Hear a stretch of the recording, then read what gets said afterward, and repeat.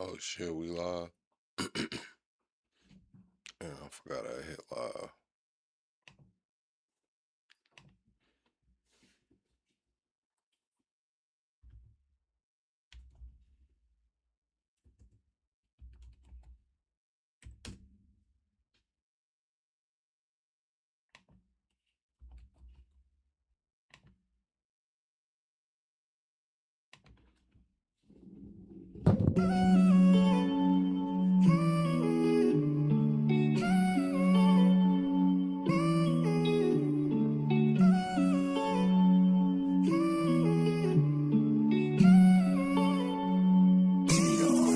No, we started with nothing in humble beginnings. They wanna fuck with me now cause I'm winning. Chasing this chicken cause I'm on a mission. I'm known for get money and standing on business. Chasing this chicken, I ran up a ticket. Chasing this chicken, I ran up a ticket. Chasing this chicken, I ran up a ticket. Keep that shit coming, they know how we living. Come from the struggle, got lost in the hustle. Straight out the mud, no, I compliment couples. Chasing big bills just to keep this shit subtle. You ain't on my team if you wasn't in the huddle. Chasing this chicken, I ran up a ticket. Chasing this chicken, I ran up a ticket. Chasing this chicken, I ran up a ticket. Keep that shit coming, they know that I'm with it. I fit the description, I'm the definition. I'm what they prescribe like she seen a physician. She wanna ride cause she seen how we getting it. Big old booty, she my passenger princess. She like to argue, she don't like to listen. She bougie and toxic, she fine and she picky. Pretty and sedity, she get recognition. Matching nails and toes, man, she always French tip 'em. Parking lot pimping when we in the city. Don't ask her about twine, she twerk on the engine. She eat the dick in the car cause it's tennis. She pay me attention like she get commission. Pimpin' CEO, so I give her the business. She ride on the dick like she doing some fitness. She make the dick disappear like she magician. She like to swallow, man, she love when I finish. Having motion, man, you know I got plenty. Bitches choosing cause they know that I'm winning. Seen some thousands, now I'm at the some millions. So all my houses come with chandelier ceilings. Pillow talking, man, that shit just ain't in me. Keep it pimpin', I can't do no pretending. Jealous hearted, man, you know I ain't with it. Cuffin' hoes, I can't do no commit. No, we started with nothing in humble beginnings. They wanna fuck with me now cause I'm winning. Chasing this chicken cause I'm on a mission. I'm known for get money and standing on business. Chasing this chicken, I ran up a ticket. Chasing this chicken, I ran up a ticket. Chasing this chicken, I ran up a ticket. Keep that shit coming, they know how we living. Come from the struggle, got lost in the hustle. Straight out the mud, no, I compliment couples. Chasing big bills just to keep this shit subtle. You ain't on my team if you wasn't in the huddle. Chasing this chicken, I ran up a ticket. Chasing this chicken, I ran up a ticket. Chasing this chicken, I ran up a ticket. Keep that shit coming, they know that I'm with it.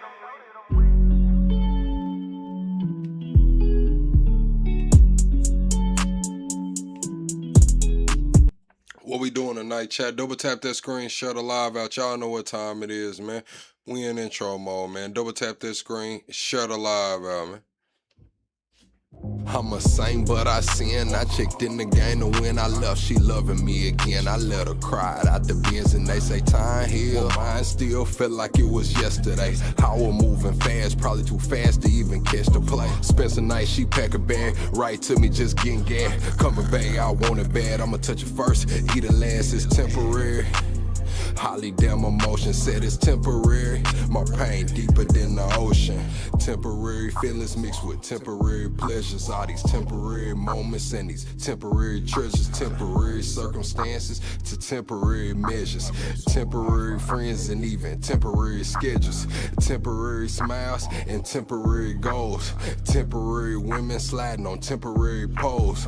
Temporary comments and temporary trolls. I just pray that God bless me. Ain't no temporary souls. I'm a saint, but I sin. I checked in the game to win. I left, she loving me again. I let her cry out the bins and they say time heal. Mine still felt like it was yesterday. How we're moving fast, probably too fast to even catch the play. Spence a night, she pack a bag, right to me, just getting gas. Coming back, I want it bad. I'ma touch it first, eat it last, it's temporary. Holly damn emotion said it's temporary. My pain deeper than the ocean. What we doing tonight, chat? Double tap that screen, shut the live out. Double tap that screen, shut the live out, man. What we doing tonight, chat? Nah, Jason, I can't run it right now, man. I can't do it right now, man. You know what time it is. Hold on.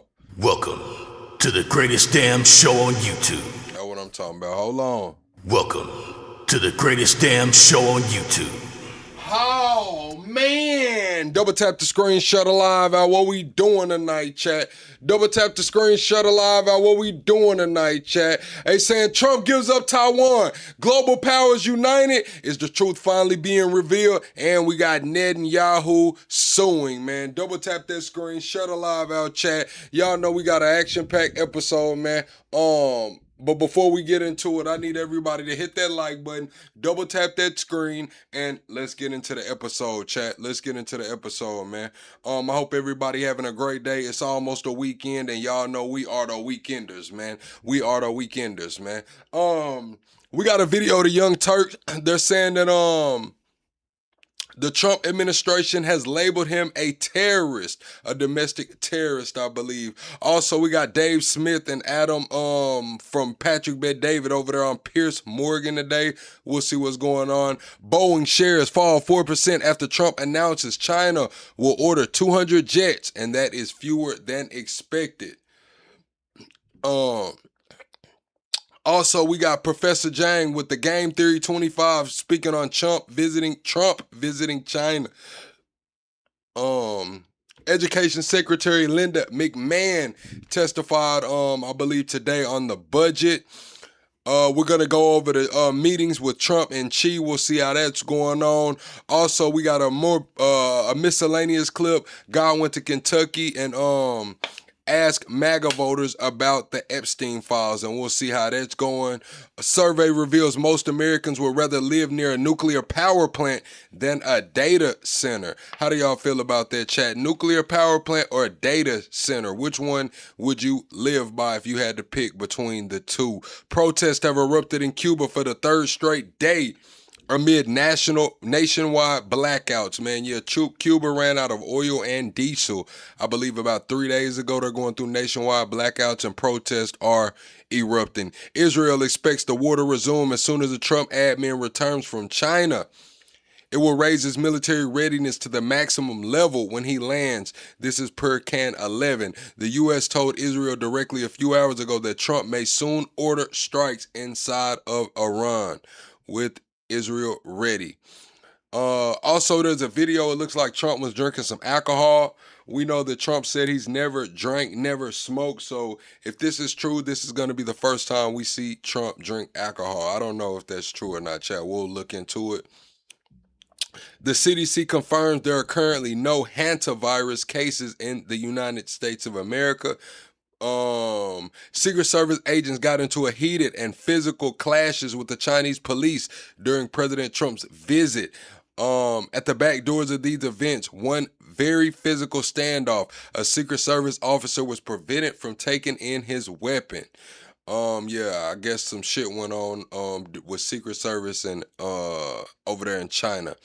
Readiness scores for students in grades 3 through 8 have fallen in 47 of 50 states since 2015. I wonder why, chat. I wonder why. Is that when the shorts algorithm popped off, man? Reading scores for students in grades 3 through 8 have fallen in 47 of 50 states since 2015. Netanyahu came out with the post today saying that he instructed his legal advisor to consider the harshest legal action against the New York Times and Nicholas Kristof. He said they defamed soldiers of Israel and perpetuated a blood libel about grape, trying to create a false symmetry between genocidal terrorists of Hamas and IDF soldiers. That's crazy, chat. Netanyahu suing the New York Times. What else do we have? President Trump plans to launch a new bombing campaign targeting Iranian infrastructure. That's per Axios. United States officials in Trump's China delegation are reportedly using stripped down clean phones and laptops to avoid surveillance. The Chinese government says Trump was told that Taiwan is the most important issue on the table and warns of future U.S.-China ties depend on how it's handled. Chat, I've been telling y'all for the last 2 years, China is going to take Taiwan. The United States is not going to do anything about it. And now it's more clear now than ever with China releasing this statement while the Trump administration is over there. Told Trump that Taiwan is the most important issue on the table and warns of the future of U.S. and China ties depend on how the reunification between China and Taiwan is handled. CIA whistleblowers claims the agency took back 40 boxes of JFK and MK Ultra files that Tulsi Gabbard was reviewing for declassification. The whistleblower also alleges CIA illegally monitored the computer and phone usage of Gabbard's investigators during the probe. The video I got above me, Academics dare Sneeko to say F I lie, because Sneeko said that words have no meaning and that black people should not get offended when they're called the hard ER. So we'll get into that as well. The cost of living has risen 106% since 2001. That's per Fortune. Underwater bomb was discovered in the dam that supplies the drinking water to the entire city of Mobile, Alabama. An underwater bomb. I believe they had like 5 different agencies out there to extract that bomb and detonate it. Honda is reporting its first annual loss since 1957. President Xi has agreed to the following terms for President Trump, and this is according to Fox News. Give the U.S. anything Trump needs for Iran, buy more soybeans, buy more U.S. oil, buy more LNG, and buy 200 Boeing jets. President Xi has offered to help open the Strait of Hormuz and reach a deal with Iran on United States. Sal comes through supporting the channel, said thank you for the tunes in the beginning. God bless. Thank you, Sal. It feels good to get a donation for playing that music. It feels good. Thank you, chat. Double tap the screen, chat. We're finna get into the Sneeko academics right here, chat. We have to get to 100 likes before the video even starts, chat. We got to get to 100 likes before the video starts. I have this clip right here. I'm gonna see if I can find a longer clip of it. Let's get into it, chat. To this individual word. Okay, if you say word has no meaning, say fuck Allah right now. Is that what you're saying? Oh. No, I'm asking you. I'm asking you to say it because it should have no meaning, right? There's a fucking meaning to it, right? Okay. Clearly. Academics might be cooking right here.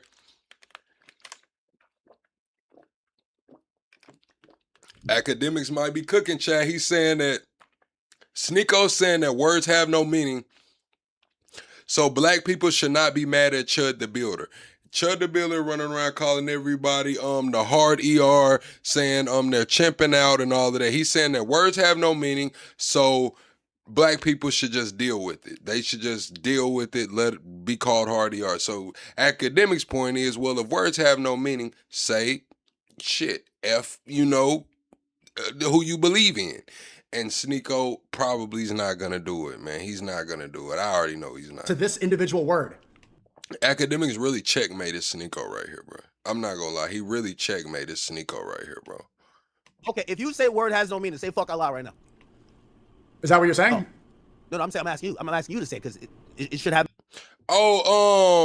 Conchita comes through supporting the channel via Super Chat. Thank you, Conchita. I hope you had a really great day today. Thank you, Conchita, for supporting the channel. No meaning, right? There's a fucking meaning to it, right? Okay. Clearly. But you wouldn't say that, right? Because actually, do you not see the point that you're making? How are you equating God? Words have meaning, brother. How are you equating God, disrespecting God, the Almighty, something that we have faith in, to something that only has meaning if we attribute meaning to it? God has meaning without us. This hard R word, listen, this word only has the meaning that you give to it. Allah exists without us. What you just told me, you can't disrespect God. Okay, get it, and I agree. But you can disrespect an entire group of people, and your solution to that is that the entire group of people should just not be offended. That word only has to this individual word. I don't know, chat. I think academics cooking. How do y'all feel about it, chat? Do words have meaning?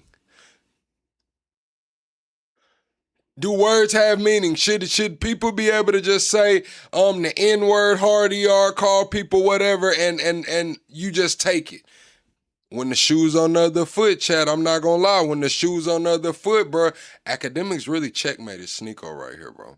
This is a fucking checkmate, bro. Individual word. Okay, if you say word has no meaning, say fuck Allah right now. Is that what you're saying? Oh. No, I'm asking you. I'm asking you to say it because it should have no meaning, right? There's a fucking meaning to it, right? Okay. Clearly. But you wouldn't say that, right?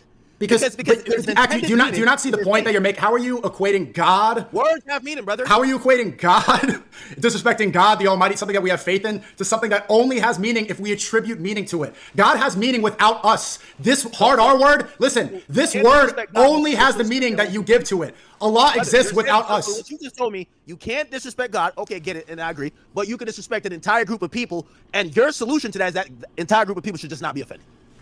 That word only has. So, Chad, who do y'all agree with for purposes of this argument, man? Who do y'all agree with, Sneeko or academics? We finna move on. The Young Turks dropped a clip about Tucker Carlson being labeled a domestic terrorist, Chad. Do y'all think Tucker Carlson is a domestic terrorist, Chad? Yes or no in the chat. First live poll of the night. Do you believe Tucker Carlson is a domestic terrorist? Yes or no, Chad? Fugitive conservative journalist today from the Daily Caller asked me an asinine question. He said, how is the operation against Iran not another forever war? I'm not sure that Nick Fuentes What's up, Hayes? or Tucker Carlson are conservatives. If you are lauding a Sharia law, even the left, I'm shocked. They are so on their heels.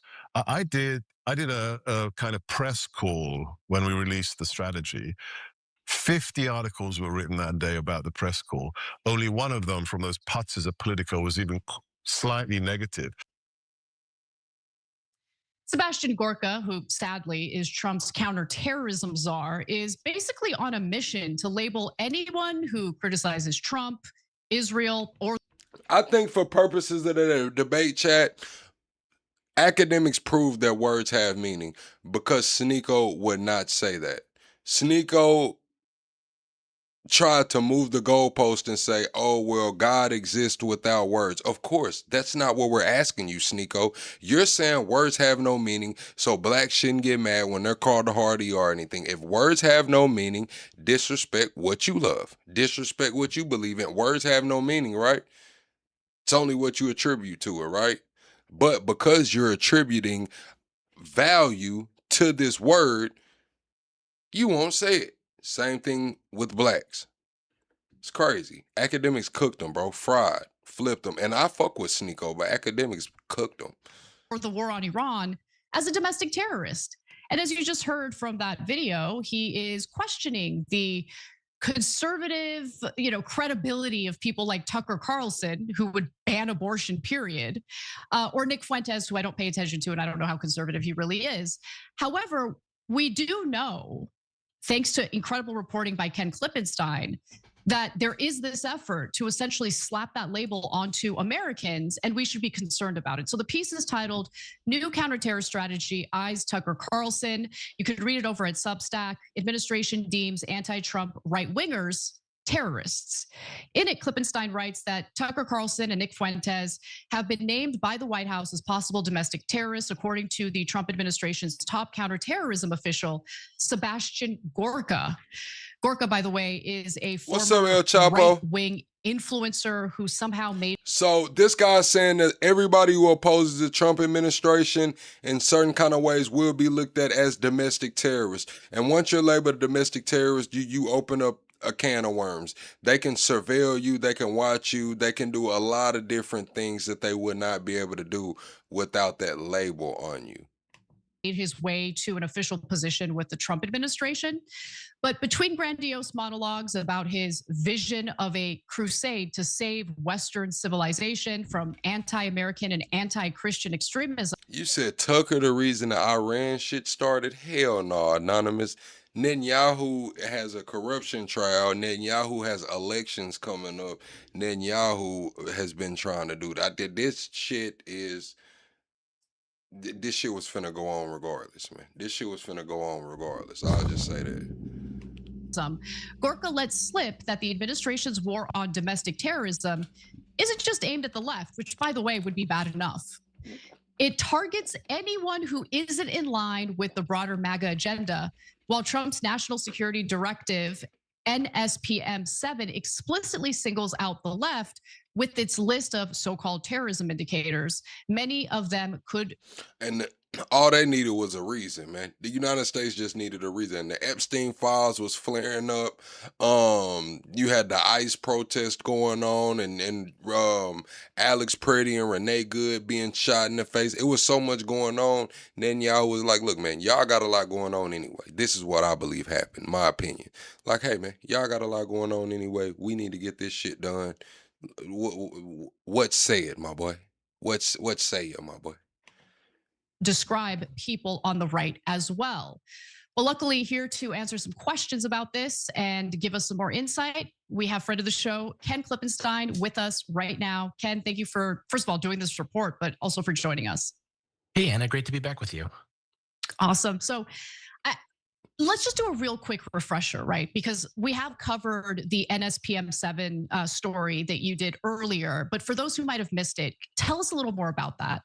Yeah, so NSPM 7 stands for National Security Presidential Memorandum 7. It was signed into law by President Trump, and it is a directive that, long story short, defines a number of so-called indicators of future acts of terrorism. And those indicators include extremely broad categories like anti- I'm going to tell you who started this shit right here, Chad. Tommy Robinson started this shit. Now that I see what's going on, they're targeting Nick Fuentes and Tucker. Tommy Robinson. When Tommy Robinson put the 1 million people out there in the fucking streets, man, they knew then. Tucker could potentially put 1 million people in the streets. Nick Fuentes could potentially put 300,000, 400,000, 500,000 people in the streets, if not 1 million. Candace could potentially get 100, 200, 300, 400, 500, 1 million people in the streets. That's why they're bringing this shit down like this, being able to label people domestic terrorists, or trying to. Tommy Robinson started this shit. Christian sentiment, anti-traditional family values sentiment, and extreme views on immigration. I mean, these are huge categories. What it does, it tells the entire federal government, hey guys, we're going to prioritize this for the rest of the administration. Make your FBI, make cases around this. Treasury, go through their tax returns, see if you can find evidence of illegality. We're going after these guys. And so what happened this month was Gorka, who runs the entire counterterrorism portfolio under the Trump administration, he's in the White House National Security Council. He put out what's called the National Counterterrorism Strategy, which is the high-level kind of governing document for the entirety of the national security state, saying here's our priorities going forward specific to counterterrorism. And it echoed a lot of NSPM 7, a lot of those indicators. This is the thing though, TME. You said no one would show out for what's right. If they did, we wouldn't be here right now. What's right is subjective. It's perception versus perspective. This is America. This is the melting pot. When you talk about Congress, when you talk about state offices, local offices, federal offices, when you talk about the military, when you talk about government jobs, this is a melting pot. So what's right is fucking subjective. Now you have moral, yeah, you got moral law, but even morally, some people just aren't on the same page. And we see it playing out in real time. Future acts of terrorism that I was describing before.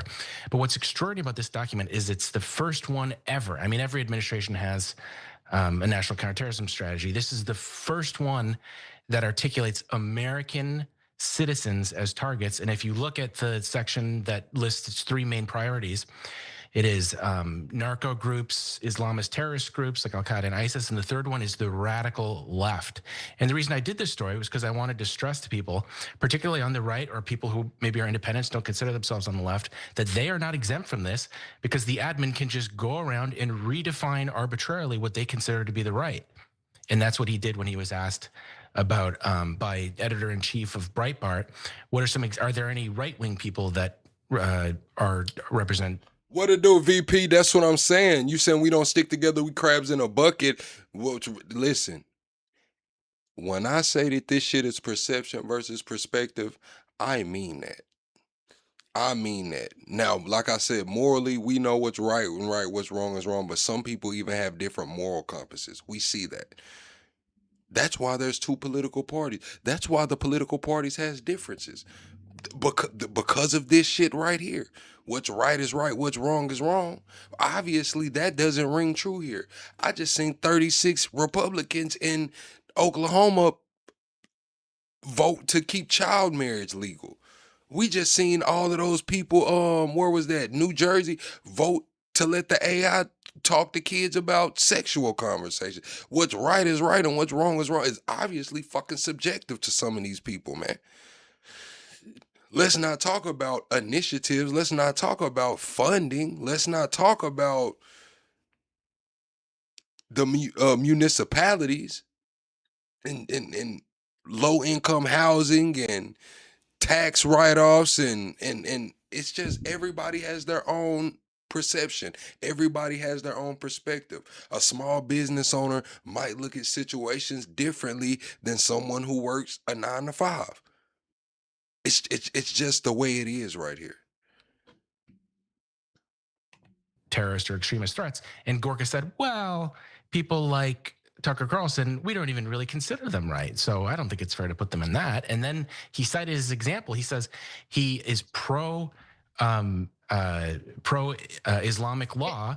Yeah, Sharia law. And I went and looked at the example because anyone who knows anything about Tucker is kind of like, what? I don't think, unless he's radically changed in the last several months, I don't think he is. So I looked it up and he was making some comment about visiting Saudi Arabia and how people seemed more welcoming and hospitable there than he thought that they would be. And he said it was a Sharia law state. And despite that, they seemed open to his Christianity.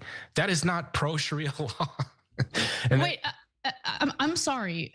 Saudi Arabia, the country that we're kind of aligned with and do business deals with and sell weapons to. So is the entirety of the federal government basically a group of terrorists because they're selling weapons, agreeing to sell weapons to... Right, because it's like, let's just talk about the Iran situation. There's one group of people in America that thinks, hey, look, we should just leave them the fuck alone.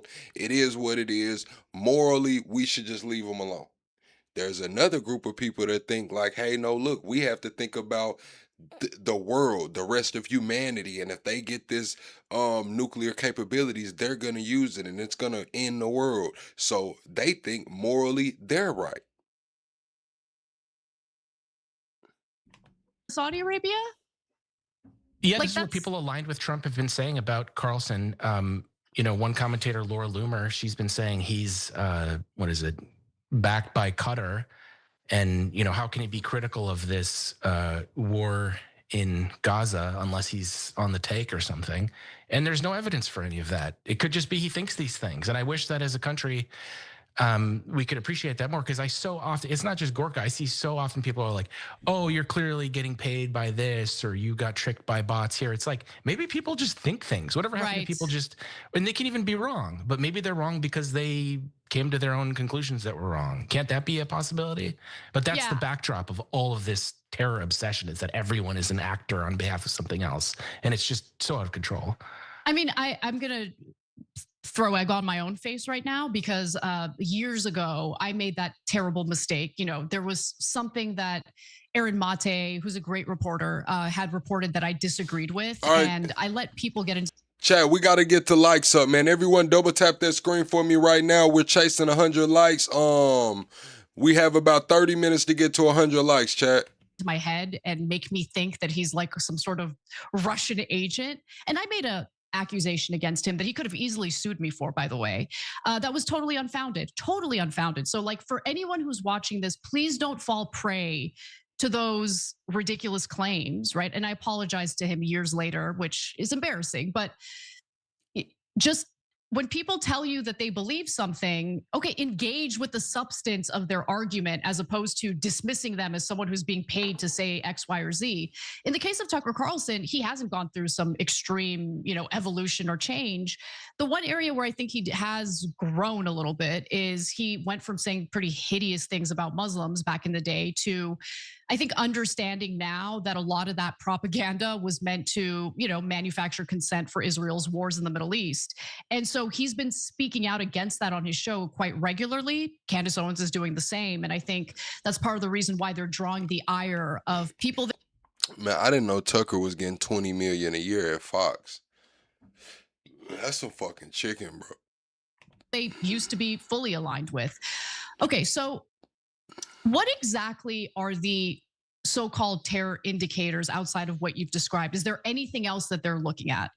Yeah, so the way that the Lala, what the hell is wrong with your name? Lala, your name is gone. I only know it's you because of your picture. document, and I would encourage everyone to go read it. It's up on the White House page. There's been pitifully little media reporting, just independent shows like yours having me on talk about it. And Gorka at the top, the clip you played, they're spiking the football. They're slapping each other on the back, thrilled at how little critical reporting they're getting for this. And he's publicly bragging about it. I couldn't believe that.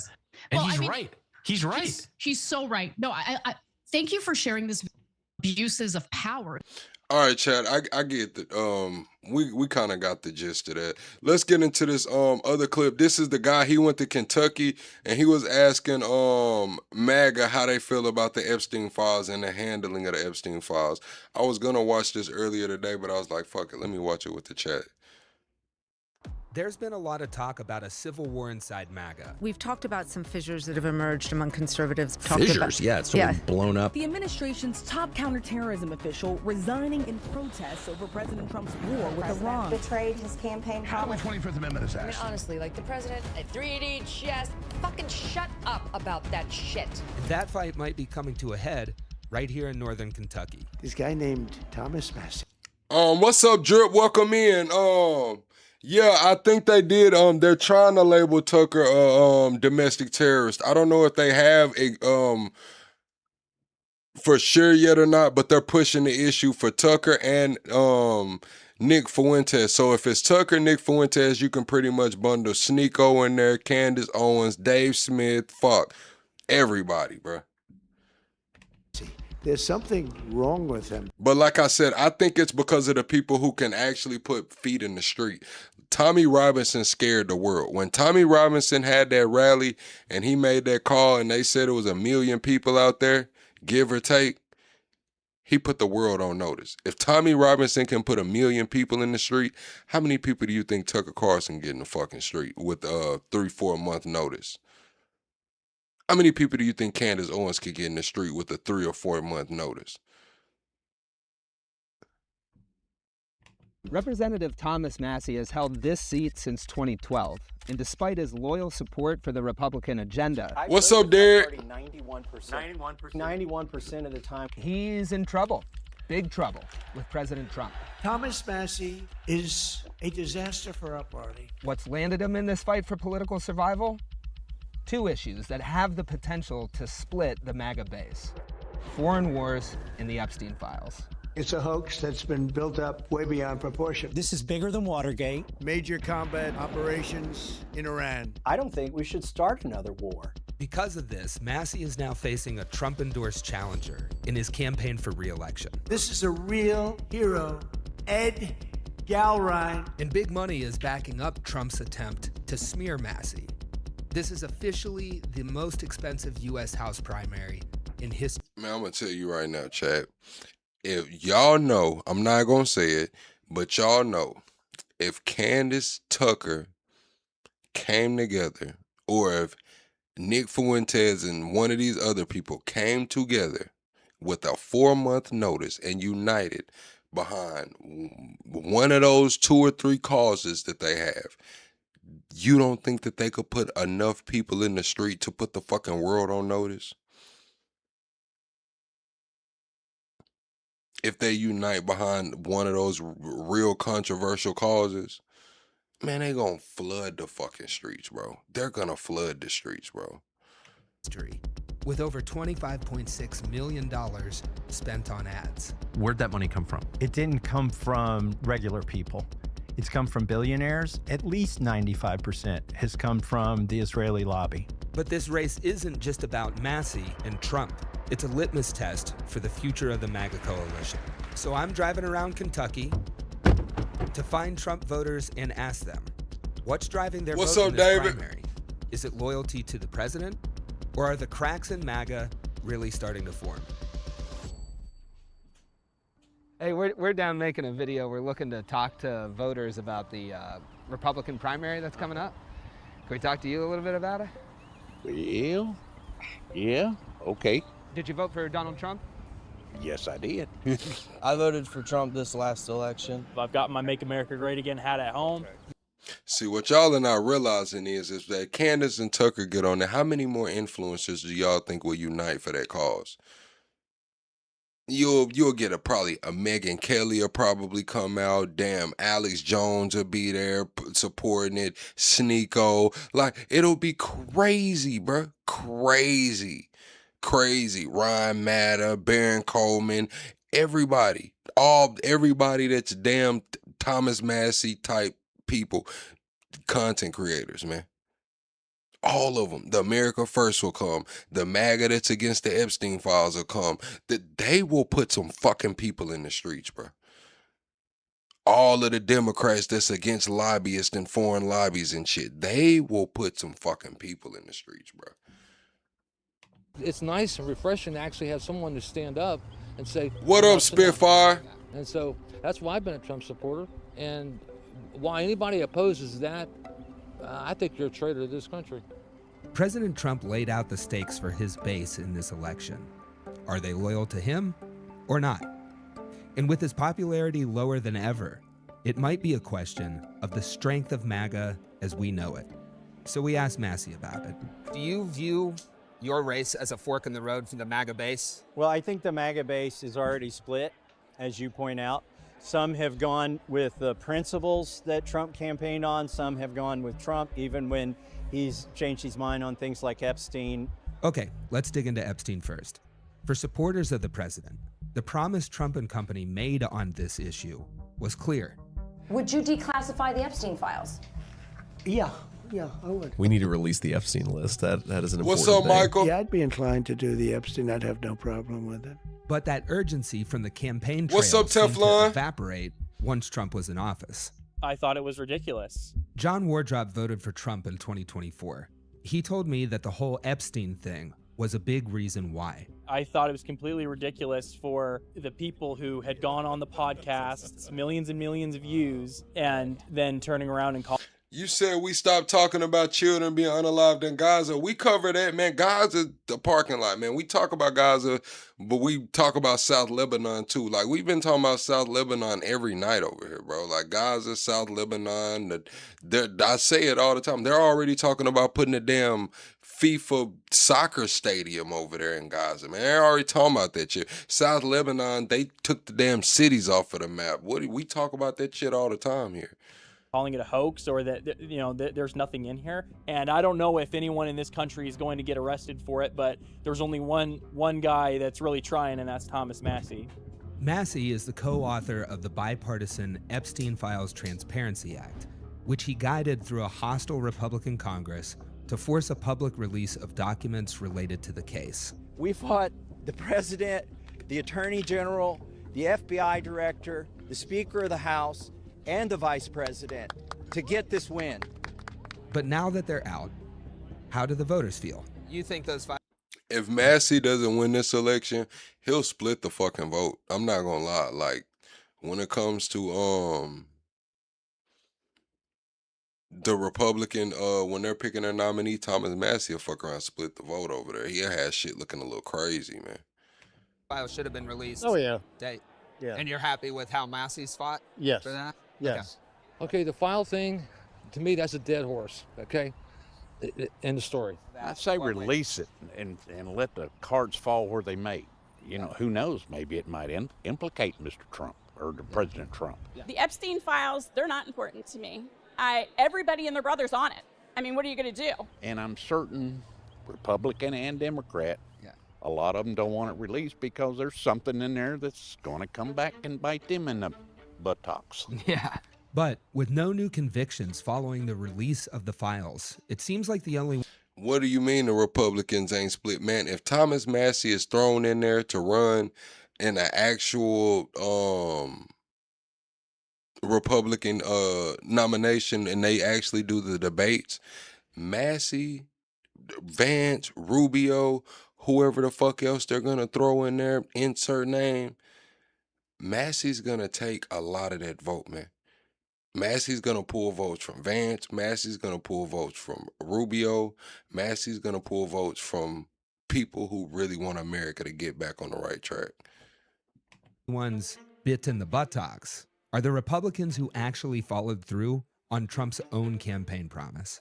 He was extremely angry at me that I had signed the discharge petition. Stupid people like Marjorie Trader I Queen. believe he's trying to protect friends and donors. Perhaps the worst Republican congressman in our history, this stupid person named Massey. It's typical politician stuff, breaking promises that helped get you elected. But a lot of people voted for Trump because he said he wasn't like your typical politician, and they believed him when he made big promises. At the top of my list, we'll be stopping the slide into costly and never-ending wars. I'm not going to start a war. I'm going to stop wars. I am the candidate of peace. I am peace. People don't believe that. When Donald Trump was campaigning, one of his big campaign talking points was no new wars, no foreign wars. Yeah.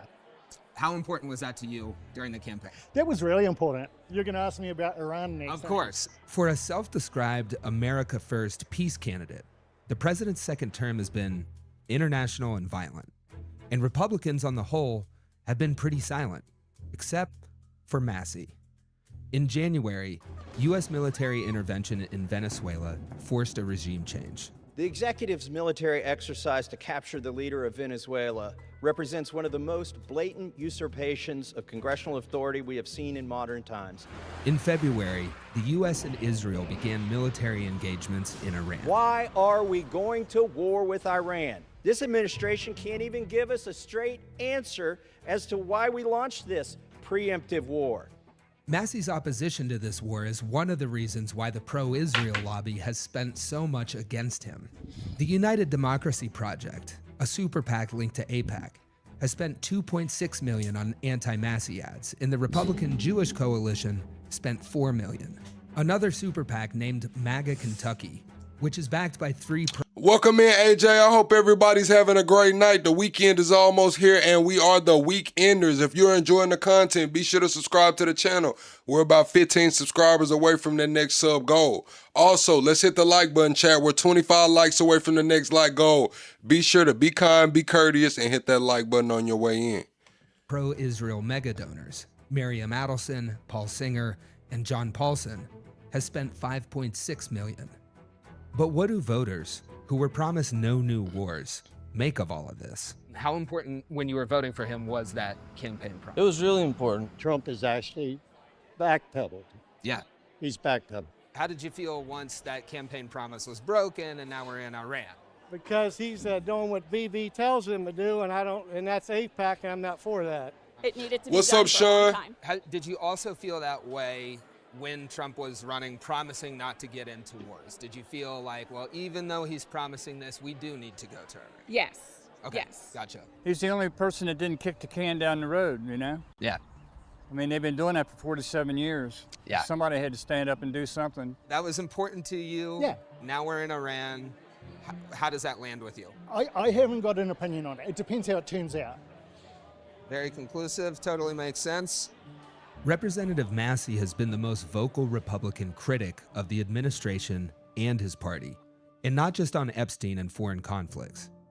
Where the Trump administration has been pushing for immunity for pesticide manufacturers for the use of potentially cancerous chemicals, Massey has been pushing to hold those companies accountable. They want get-out-of-court free cards.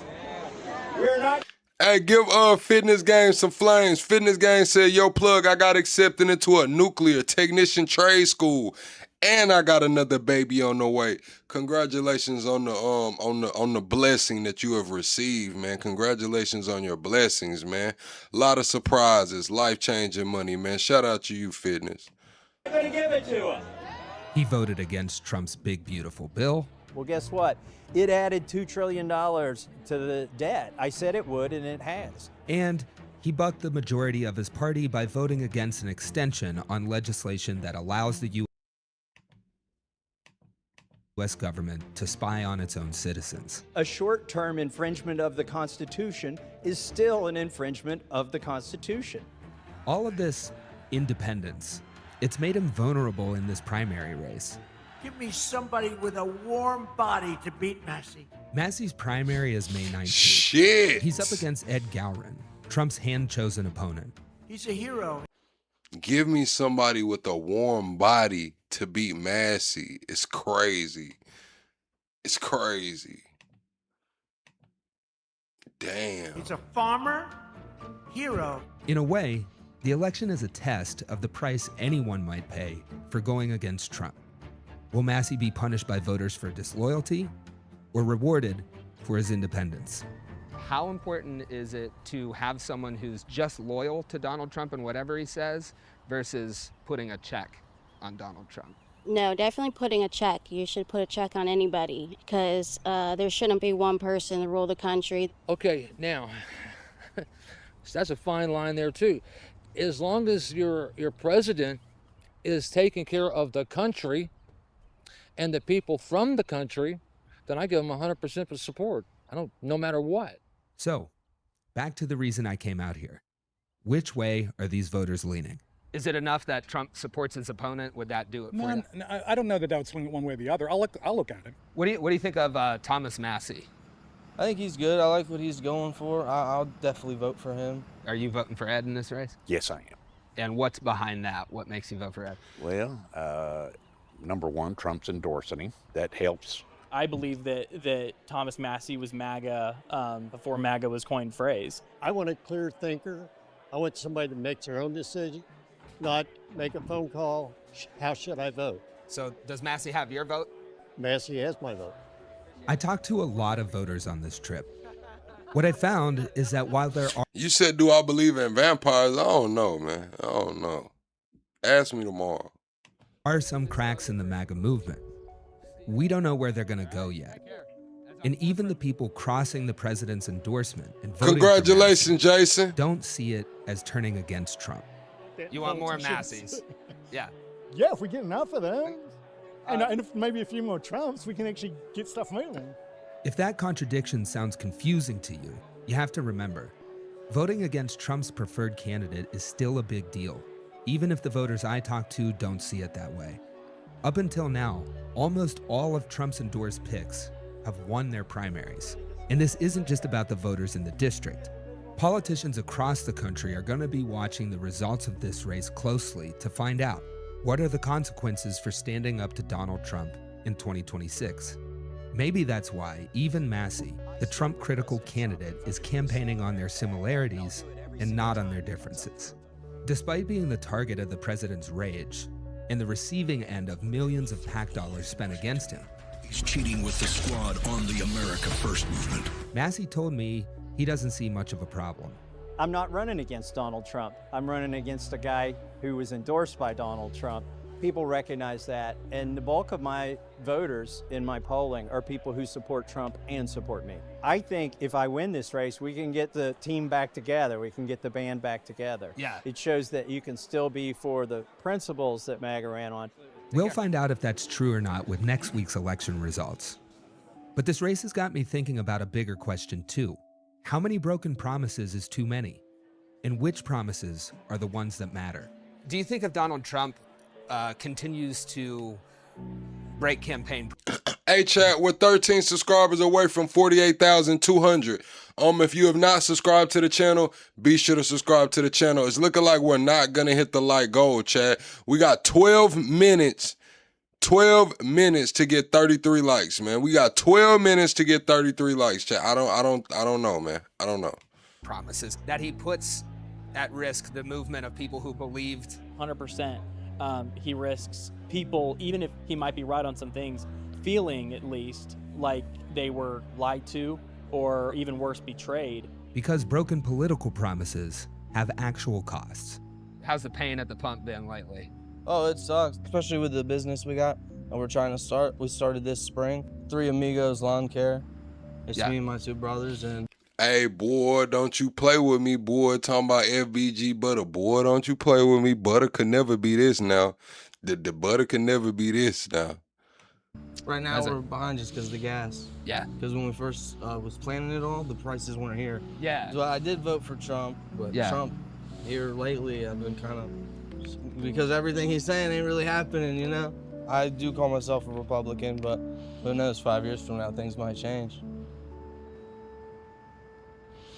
What's up, Tree? Smash like and subscribe to More Perfect Union.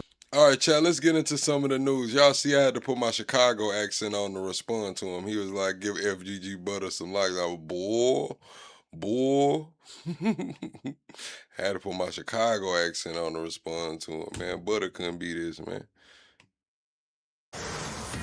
President Trump nearing the end of his high-stakes visit to China now. He kept his word on having that long private meeting with President Xi. They sat down for more than 2 hours. President Trump says it was extremely productive.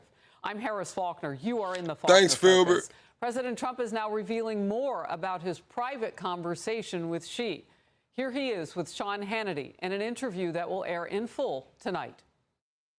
President Xi would like to see a deal made. See, Chad, when y'all asking me, do I believe in vampires? Like, I don't believe in the motherfuckers the way that they show them. Like, I don't believe motherfuckers is running lightning speed like the Flash. I don't believe motherfuckers is hovering around and shit. Yeah, like, nah.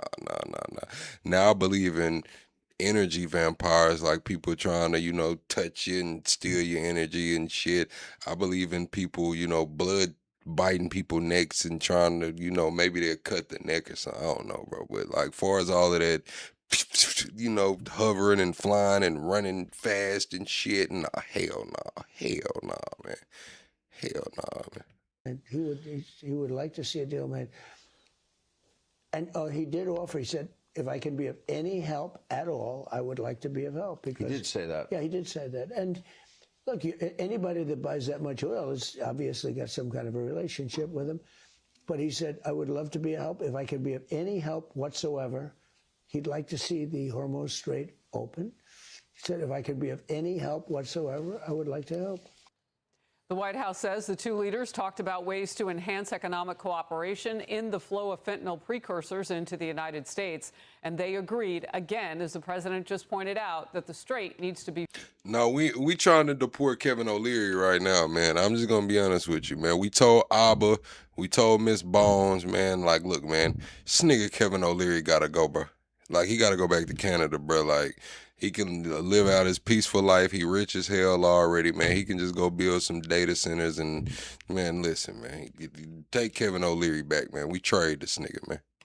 Be free and open as a waterway. She also, though, expressed interest in purchasing more American oil to reduce China's dependence on the Strait of Hormuz in the future. The White House says both leaders agreed Iran can never have a nuclear weapon. Here's Secretary of State Marco Rubio.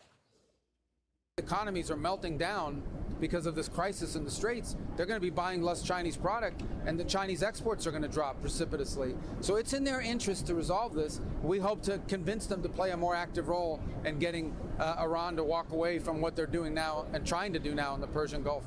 Now, you may recall in 2017, President Trump again got the full state visit treatment in Beijing. However, some observers now are saying this visit feels more personal. Trump and Xi smiled, shook hands, and walked through the ceremony together. The images are warmer, but the stakes are higher. Steve Yates, a former deputy national security advisor to Vice President Dick Cheney, is coming up in focus. Let's begin with senior White House correspondent Jackie Heinrich in Beijing. Jackie. Harris, China really spared no expense rolling out the red carpet for President Trump. He was also a very gracious guest here. However, at the state banquet, there were also warnings from Xi that were wrapped up in pleasantries, and in the Chinese readout of the bilateral meeting. So peacefully threatening, warnings wrapped up in what? That sound like putting sugar on shit. I'm from the South. Warnings wrapped up in, that sound like putting sugar on shit. Double tap the screen, chat. We're 20 likes away from the next like goal. Let's get to 100 likes. We got 7 minutes to get 20 likes. There was more of a direct threat even. It called Taiwan the most important issue for U.S.-China relations, saying if it isn't handled properly, quote, the two countries will have clashes and even conflicts, putting the entire relationship in great jeopardy. Taiwan independence and cross-strait peace are as irreconcilable as fire and water. The U.S. That's what I'm saying. They basically told them Taiwan was theirs because they never, they said it's only one China. If you listen to how the Chinese delegates speak, they never recognize Taiwan's sovereignty. They keep saying it's always been one China. There is always going to be one China. I told you guys for the last 2 years that China's going to take Taiwan. The United States is going to do nothing about it. Y'all argue with me up and down. No, they're not. That'll never happen. Trump can't do. Now do you see what I was talking about? Now do y'all see the play unfolding? This shit has been talked about in the prepper community for at minimum 3 to 4 years. At minimum. I didn't know it was going to play out exactly like this, but I had a feeling that China was going to take Taiwan and the United States was going to do a damn thing about it. I've been saying it. It's on record. It's recorded. They're not going to do a damn thing about it. And now we see it happening. Now it's clear why they're not going to do a damn thing about it. China bought 200 Boeing jets, going to help open up the Strait of Hormuz, going to buy more oil, going to buy more LNG, going to invest $1 trillion in infrastructure, and they want Taiwan. They're going to take Taiwan. And America's not going to do a damn thing about it. Japan, I'm sorry. If Japan, you might just be sold the fuck out. You go over there helping Taiwan if you want to. Japan's already pledged support to Taiwan. They said if China makes a move on Taiwan, Japan's pledged support. I'm sorry, Japan. Your ass might be on your own. The U.S. side must exercise extra caution in handling the Taiwan question. Now, we were thinking from that statement, it was likely that Trump did not give Xi what he wanted. What was I saying, chat? Y'all remember this, the OGs in the chat. What did I say? When the new defense budget came out, I said, oh shit. The United States just gave Taiwan $1 billion in defense. I said, that's all they're getting. I said this shit, 3 months ago, 2 months ago. Oh, we sent Taiwan $1 billion for defense. That's all they're gonna fucking get. Oh, and they're sending the Philippines some shit. What did China just tell the Philippines last week? Hey, look, man, all of those exercises and shit, cut it out. Cut it out. On Taiwan, and an interview with Marco Rubio just in a little while ago indicates that the U.S. did not, as expected, change its position. China, though, was expected to dangle some help with Iran in exchange for some movement on the Taiwan issue. Accordingly, China's readout makes no mention of Iran. But the White House readout says President Xi also made clear China's opposition to militarization of the strait and any effort to charge a toll for its use. And he expressed interest in purchasing more American oil to reduce China's dependence on the strait in the future. Now, it's not clear whether more purchases of American oil will result in fewer Chinese purchases of Iranian oil.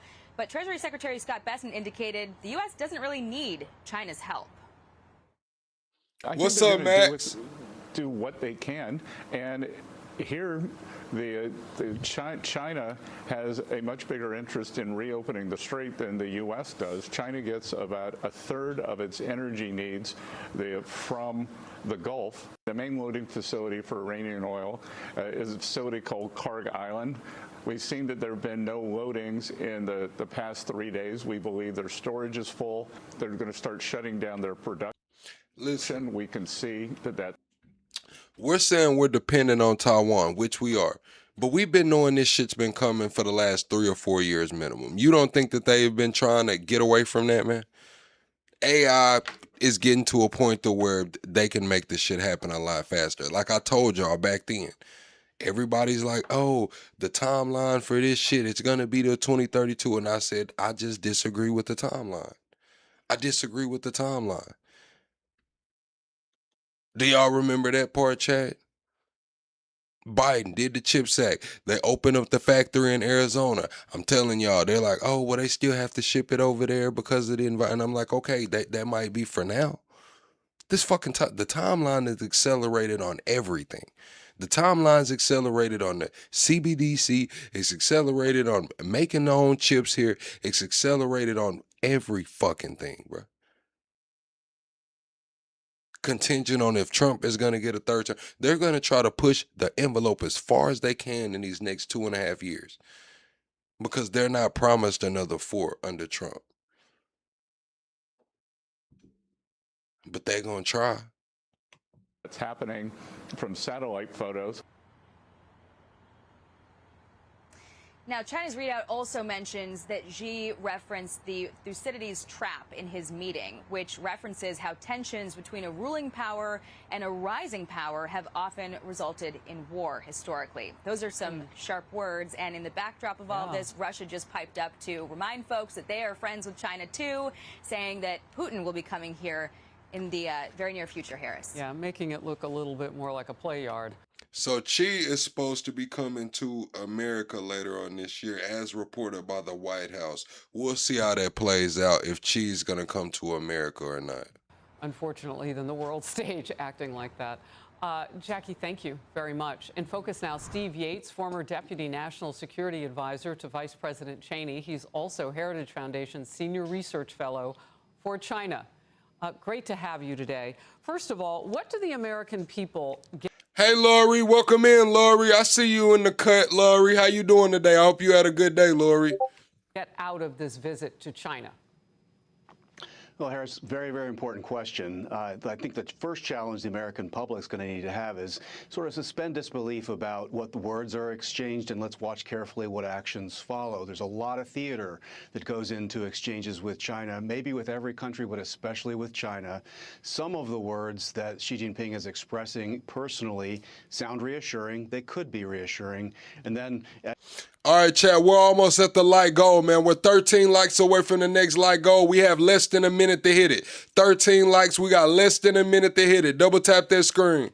As your reporting accurately gave, some of the official Borg talk that comes from the bureaucracy has a bit more fangs in the smile than the pleasantries that came from Xi Jinping were. And that's just a reminder that the Chinese Communist Party is a system. It's not an individual. Xi Jinping has a lot of power, but ultimately it's a system. And that's a challenge for any American interlocutor trying to negotiate. Look, people are looking at gas prices. They hear that maybe somebody would like to also join us in, opening a free waterway in the Strait of Hormuz.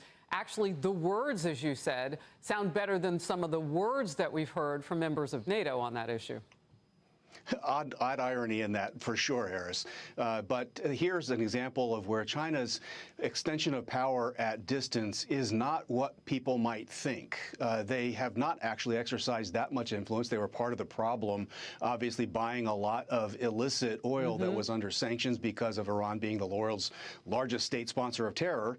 And they haven't exactly exercised influence, and probably, as General Jack Keane has intimated, don't really want that regime to go away. They've had decades of relations with it. So this is where I think the president's probably making some pressure points and inducement points, and we'll see whether the Chinese adjust. But really, this is the disparity. America is a world superpower exercising shaping influence. China is somewhat of a tactical influencer. So on tactics, maybe the president can get some progress. Interesting. And they've known each other for a period of time. So that private conversation, even though there may be some shared moments, I'm sure there's some that won't be shared. Jackie mentioned Jackie mentioned the comment from President Xi Jinping. He said the meeting between the U.S. and China puts the world at a delicate inflection. Watch this. The world has reached a new crossroads. Whether China and the United States can overcome the so-called Thucydides trap and create a new paradigm of great power relations, whether we can work together to address global challenges and inject more stability into the world. What does that mean to you? Well, the Thucydides trap narrative really has come out of China. It's been echoed and amplified by a famous Harvard academic, and I think it's been pretty powerfully rebutted by Victor Davis Hanson, who is a classicist supreme. But essentially, it's part of the Chinese narrative that they're on the rise somewhat inevitably, and that America and the West are broadly on decline. And it's sort of a hint to the world, maybe you ought to make a deal for the side the elevator's going up on. But the reality, I think, President Trump has done a good job of shifting that negotiating table. America has different relations in the broader Middle East. America has had powerful influence on energy flows. Key choke points like the Panama Canal, Straits of Hormuz, Straits of Malacca, all really heavily influenced by America. At some level, Xi has to know that reality, not the academic version that the Central Party School is giving about Thucydides. Well, look, and Steve, I mean, if you take a look at a map today of the Strait of Hormuz and the Gulf Coast of the United States, they're very different right now. Yes, there's a U.S. blockade on, so that's what we're capable of doing. Yes, the U.S. blockade that is on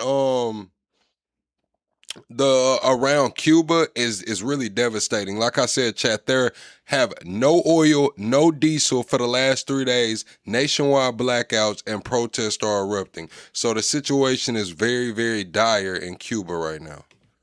And yes, there is a whole lot of commerce going on with oil refining and selling it off the coast of the United States, the Gulf Coast, that heavy crude that's coming through Venezuela.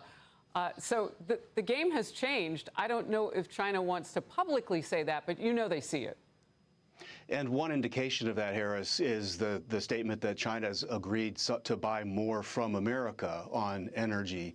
That is an interesting flipping of the script where they tried to hold out rare earths as a critical vulnerability. So, chat,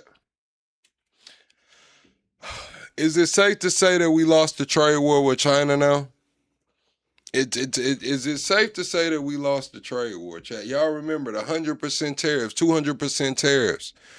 Y'all remember that, chat? Y'all remember all of that was going on last year? Now we're here. Everyone hit the like button, man. And if you're enjoying the content, be sure to subscribe to the channel. We are about 10 subscribers away from the next sub goal.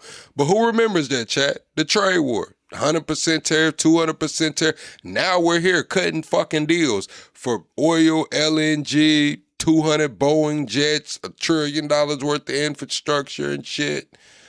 And they want Taiwan. Is it safe to say we lost the trade war? Or did it balance out? I think President Trump has pretty effectively exposed that they have some massive vulnerabilities and dependencies. They need access to America's consumers. What up, Jose? They don't function without it, and they have huge dependencies on energy, and America is a part of the solution. Real quickly, Taiwan, and the kind of a warning shot from Xi saying, you know, if you mishandle that, the United States, there could be conflict. Now, in my lifetime, there's been a variation of that statement in every presidential exchange. The Chinese deliver it from top to bottom.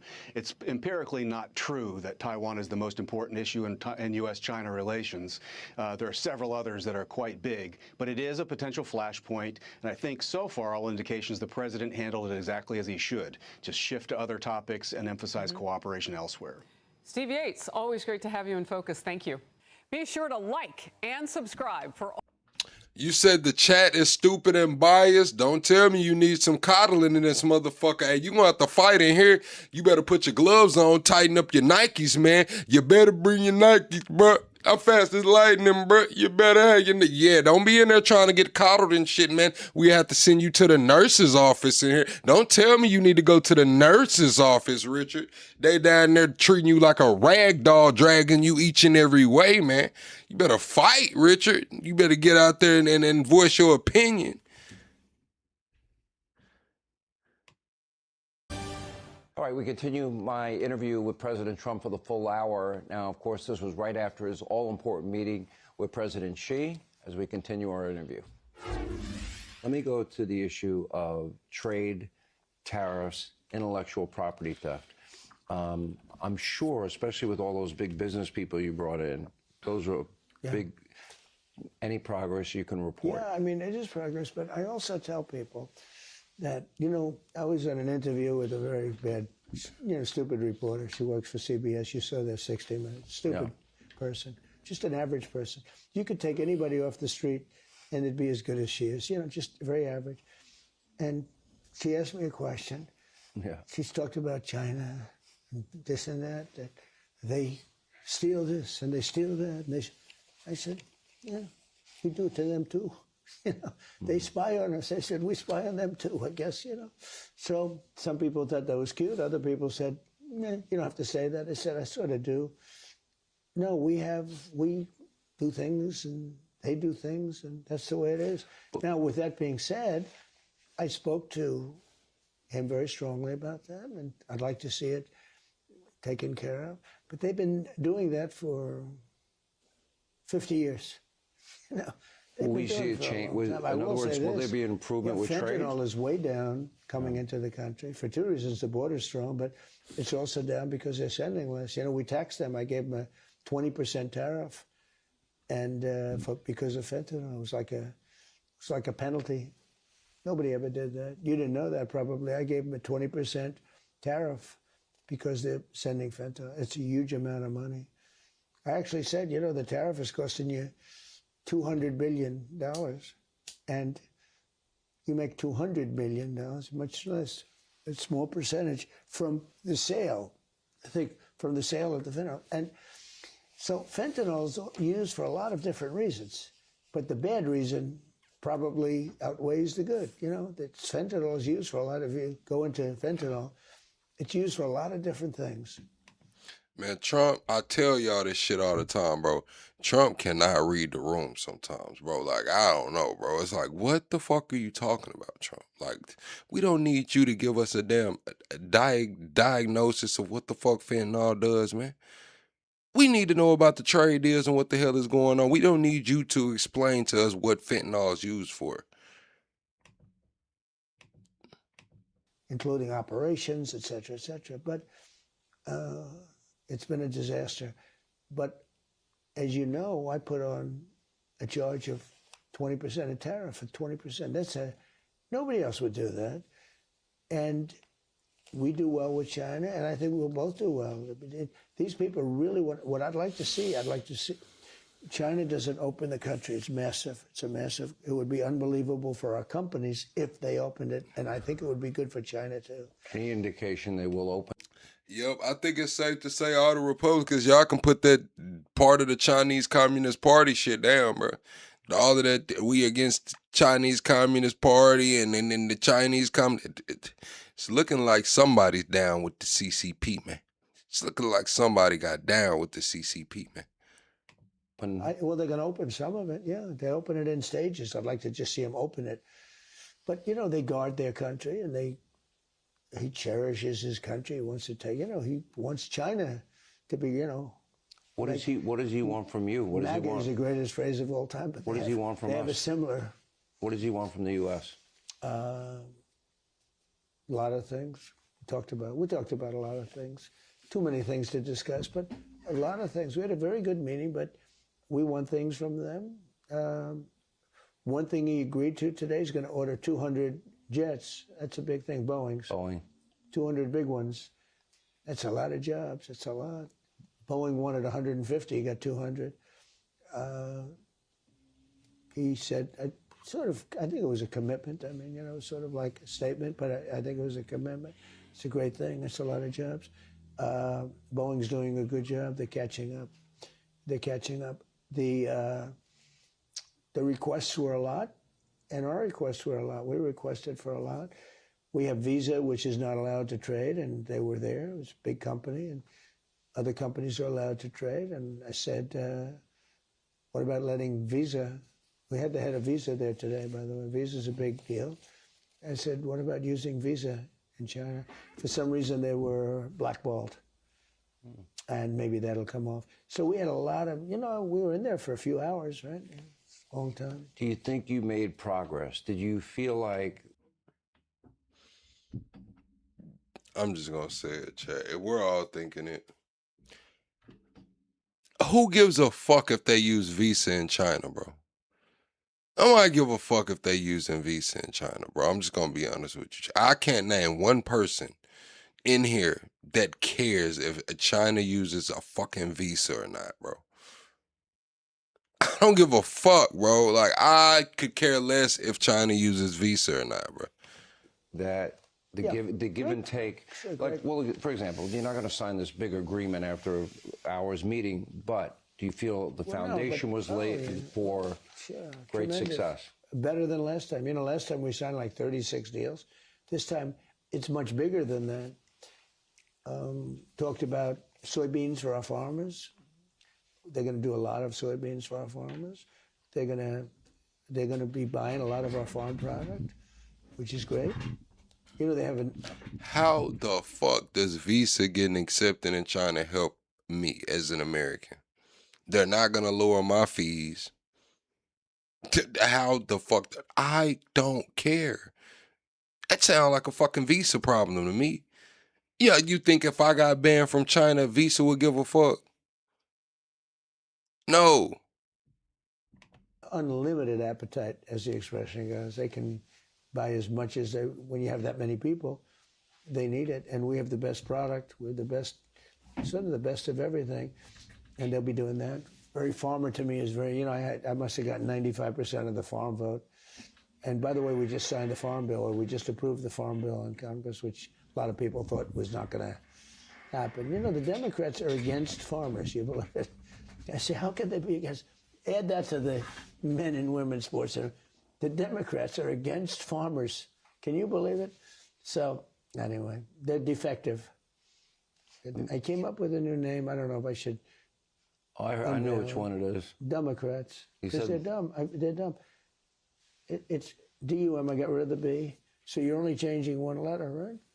E goes and the U comes. It's a Democrat. You know you take up more space in people's heads than any one person on the No, face but of it's this just- earth, right? You live rent-free. I was talking about a guy, Hakeem Jeffries. He's a very low IQ individual. And I talked about him. I said, he's a dumb guy.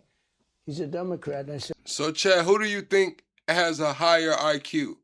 Trump or Hakeem Jeffries? Live poll in the chat right now. Hakeem Jeffries or Donald Trump? Who has the higher IQ, in your opinion? oh, what a great name that is.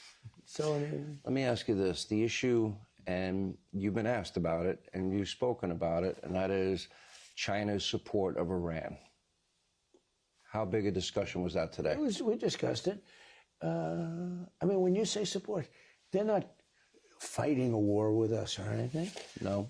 He said he's not going to give military equipment. That's a big statement. He said that today. That's a big statement. He said that strongly. But at the same time, he said, you know, they buy a lot of their oil there, and they'd like to keep doing that. He'd like to see Hormuz Strait opened. I said, well, we didn't stop it. They did it, then we stopped them. You know, sort of interesting. He joked. He said, you know, it's...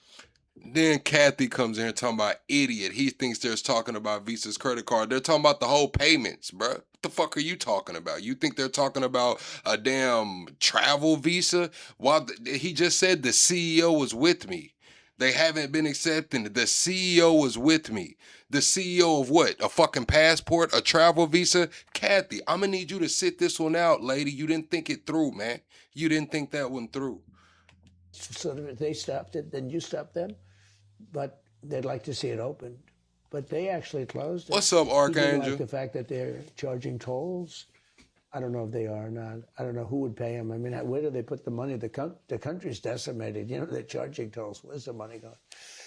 Do you think President Xi and China have the ability to influence the Iranians, considering they are one of their biggest probably, customers? But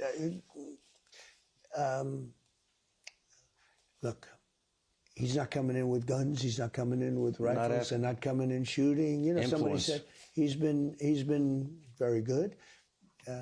They get a lot of their oil. 40. That's how I know Kathy get in everybody's business without listening. She just came in this motherfucker talk, calling me an idiot, saying all kind of shit. She didn't say hi to y'all. She didn't say hi to me. I just know Kathy's just a nosy motherfucker in her life, bro. I just know she walks around the job getting in people's business, walks around the house getting in people's business, walks around the neighborhood getting in people's business. Just a nosy motherfucker. % of their oil from that location. So what has happened, and one thing I think that we're going to make a deal on, they've agreed they want to buy oil from the United States. They're going to go to Texas. We're going to start sending Chinese ships to Texas and to Louisiana and to Alaska. And I think that was another thing that was agreed to. That's a big thing. What about liquefied natural gas? It's not that much longer. Gas, too?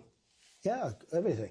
Energy. Energy. That's the one thing. They really need energy. That's the one thing. They have an insatiable appetite for energy, and we have unlimited energy. What's up, Carpe Diem? Now under me, but we now produce more than if you combine Saudi Arabia and before the war, if you took Saudi Arabia, Russia, put them together, we're doing twice as much oil and gas as they are. Think of that.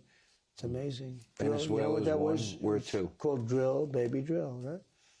Oh, well, What's up, when you really Joanne? think about it, if they have a problem with Iran, and they need the strait more than we need it open, we don't need it at all. We don't need it at all. We don't need it at all. Fair enough. So, I mean, all right, chat. I need everyone to hit the like button. We're 25 likes away from the next like goal. On a scale of 1 to 10, how much do you think the United States really needs the Strait of Hormuz? Trump says we don't need it at all. Some people say it's a little bit more important than we think, man. How do y'all feel about it, chat? You could make the case, you know, like, why are we even... We're doing it to help Israel and to help Saudi Arabia and to help Qatar and UAE and, Kuwait and other countries, Bahrain. It also helps China. And I told them today, I said, we're helping you. And we're helping you in another way because I don't think China wants Iran to have a nuclear weapon either. What's Pug Station? They're stone cold crazy. You don't need them having a nuclear weapon either. What did he say? Well, he's not going to respond too much. He's a pretty cool guy. He's not going to say, "Oh, gee, that's a good point." I think he might. What's he going to do? What a wonderful point. You think he agreed? Yeah, I think that was the impression. I don't think he wants them to have. No, he would like to see it end. But he's been good about it. Hasn't done anything hostile. They get this. Well, he's not going to respond too much. Wants Iran to have a nuclear weapon either. I said, they're stone cold crazy. You don't need them having a nuclear weapon either. What did he say? Well, he's not going to respond too much. He's a pretty cool guy. He's not going to say, "Oh, gee, that's a good point." I think he might. What's he going to do? What a wonderful point. You think he agreed?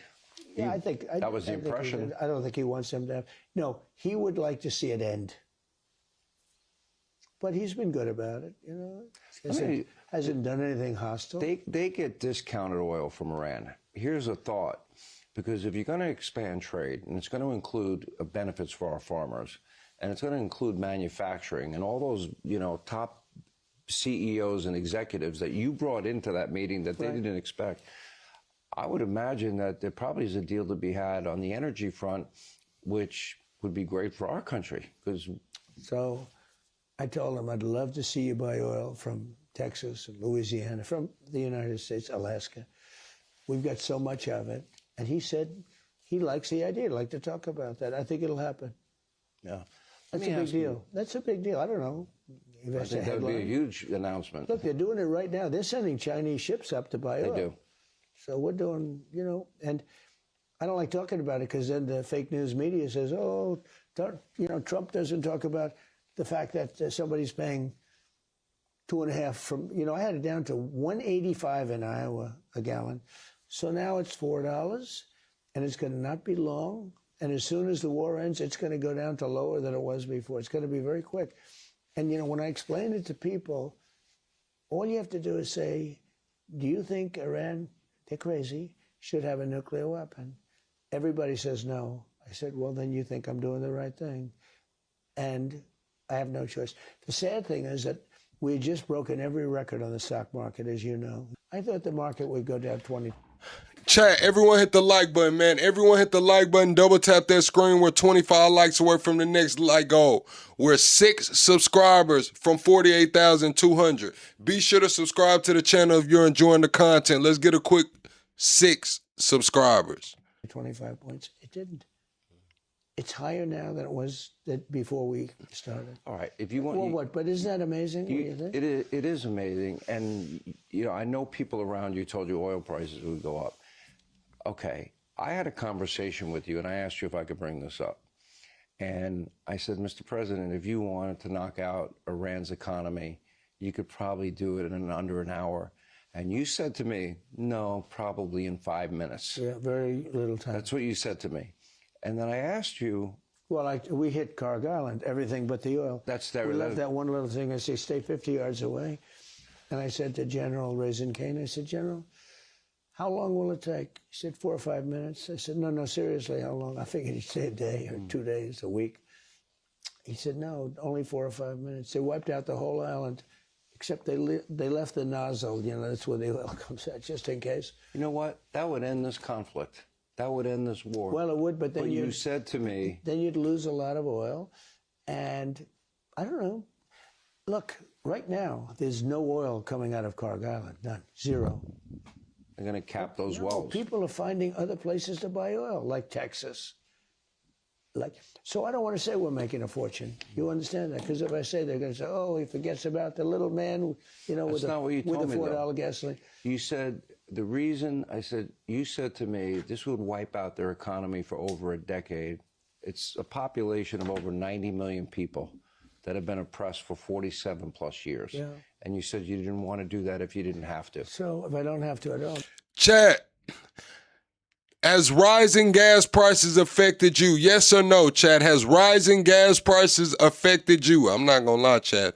I can tell, bro. I can tell the fucking difference. I drive around a lot. I do go places, travel, go with I can fucking tell. Straight up, chat. Everything in my yard is a V8, man. That bad bag. It's taking some chicken to fill it up, bro. Hit the like button, though, chat. Double tap that screen. Thank you for 48,200 subscribers, chat. Thank you for 48,200 subscribers. If you're enjoying the content, be sure to subscribe to the channel. Oh, that's the easiest shot of all. That would be done in 1 minute. The island took 4 minutes. The only thing I said, leave 50 yards around. They wiped out everything. I mean, it's wiped out. It would take one plane, 1 minute. That's all it would take. When you do that, you start. You said you're at $13 on every fill up, Michael. I'm just gonna be honest with you. From what it was at like $2.25, and when I was getting gas from like $2.25 to now, it's probably like almost $65 more to fill up my tank. It's probably like $65, almost $70 more to fill up my tank, bro.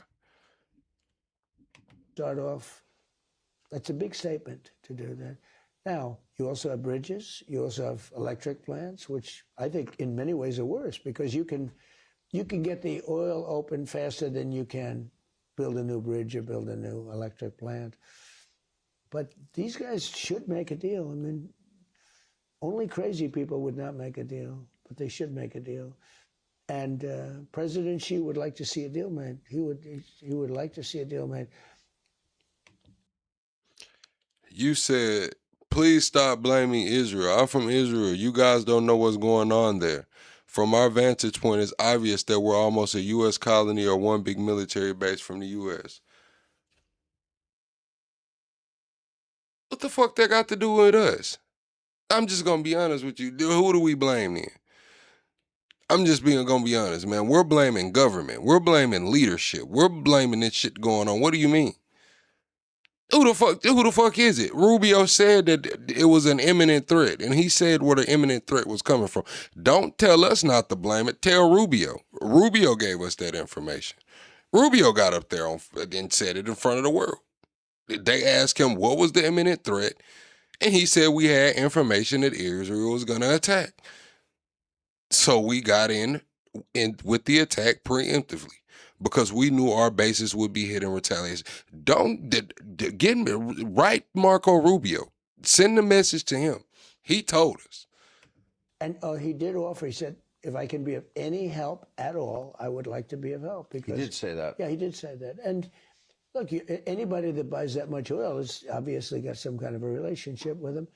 But he said, I would love to be of help. If I can be of any help whatsoever, he'd like to see the Hormuz Strait open. He said, if I could be of any help whatsoever, I would like to help. What has complicated things probably the most is the top three-tier leadership is wiped out. It's gone. Now you have a fractured leadership. Yeah, but I think we have people that are leaders. I think they're much better than, I think they're much more reasonable. You know, if you talk about regime.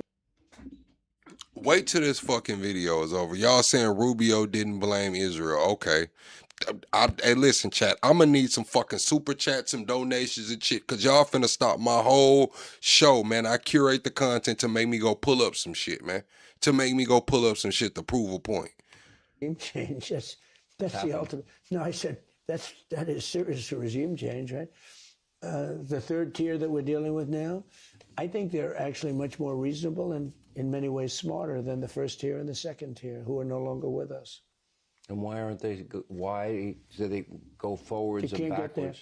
They make a deal, and the next day, like we waited 5 days for a letter that should have been there 1 hour. I said, "Where's the letter?" They're having a lot of turmoil. They got nothing but turmoil inside, and it's an amazing phenomenon. Nobody wants to be the president. You know, it's like they say, "Who wants to be president of Iran? Anybody want to be president?" Everyone says, "I don't want to be president." But I've known you long enough to know you don't have infinite patience. You have patience. You're being patient. No, I'm not. I'm not going to be much more patient. No, I'm not. They should make a deal. Any sane person would make a deal. But they might be crazy. All right, chat, should Iran make a deal? Now, I'm pulling this shit up. Mind you, I'm getting out of my damn curated show to prove a fucking point to y'all people, man. I don't want to hear this shit. Take this shit up with Rubio. I'm going to let the man talk. Take the shit up with Rubio. The was that we knew that if Iran was attacked, and we believed they would be attacked, that they would immediately come after us. And we were not going to sit there and absorb a blow before we responded, because the Department of War assessed that if we did that, if we waited for them to hit us first after they were attacked, and by someone else, Israel attacked them, they hit us first, and we waited for them to hit us, we would suffer more casualties and more deaths. We went proactively in a defensive way to prevent them from inflicting higher damage.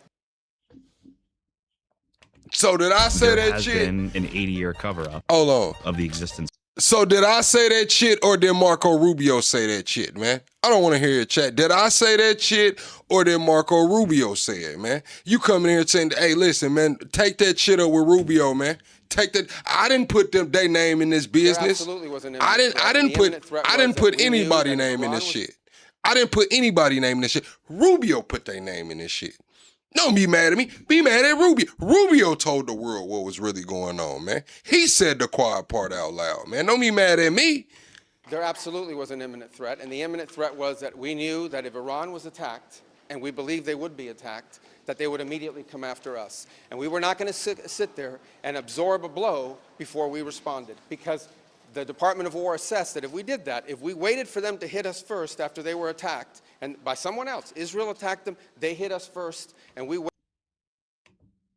hit us first, and we waited for them to attack them, they hit us first after they were attacked, and by someone else, Israel attacked them, they hit us first after they were attacked, and by someone else, Israel attacked them, they hit us first after they were attacked, and by someone else, Israel attacked them, they hit us first after they were attacked, and by someone else, Israel attacked them, they hit us first, and we waited for them to hit us, we would suffer more casualties and more deaths. We went proactively in a defensive way to prevent.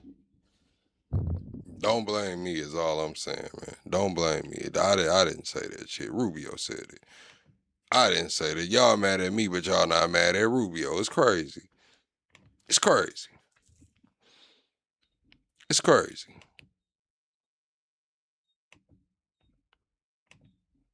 It's crazy. What do they call this shit, chat? It's ludicrous. President, thank you so much for sitting down. Your first interview, we appreciate it. Wow, they rolled out the red carpet. I have video of when Barack Hussein. Then y'all so fucking crazy, bro. I ain't even gonna say crazy.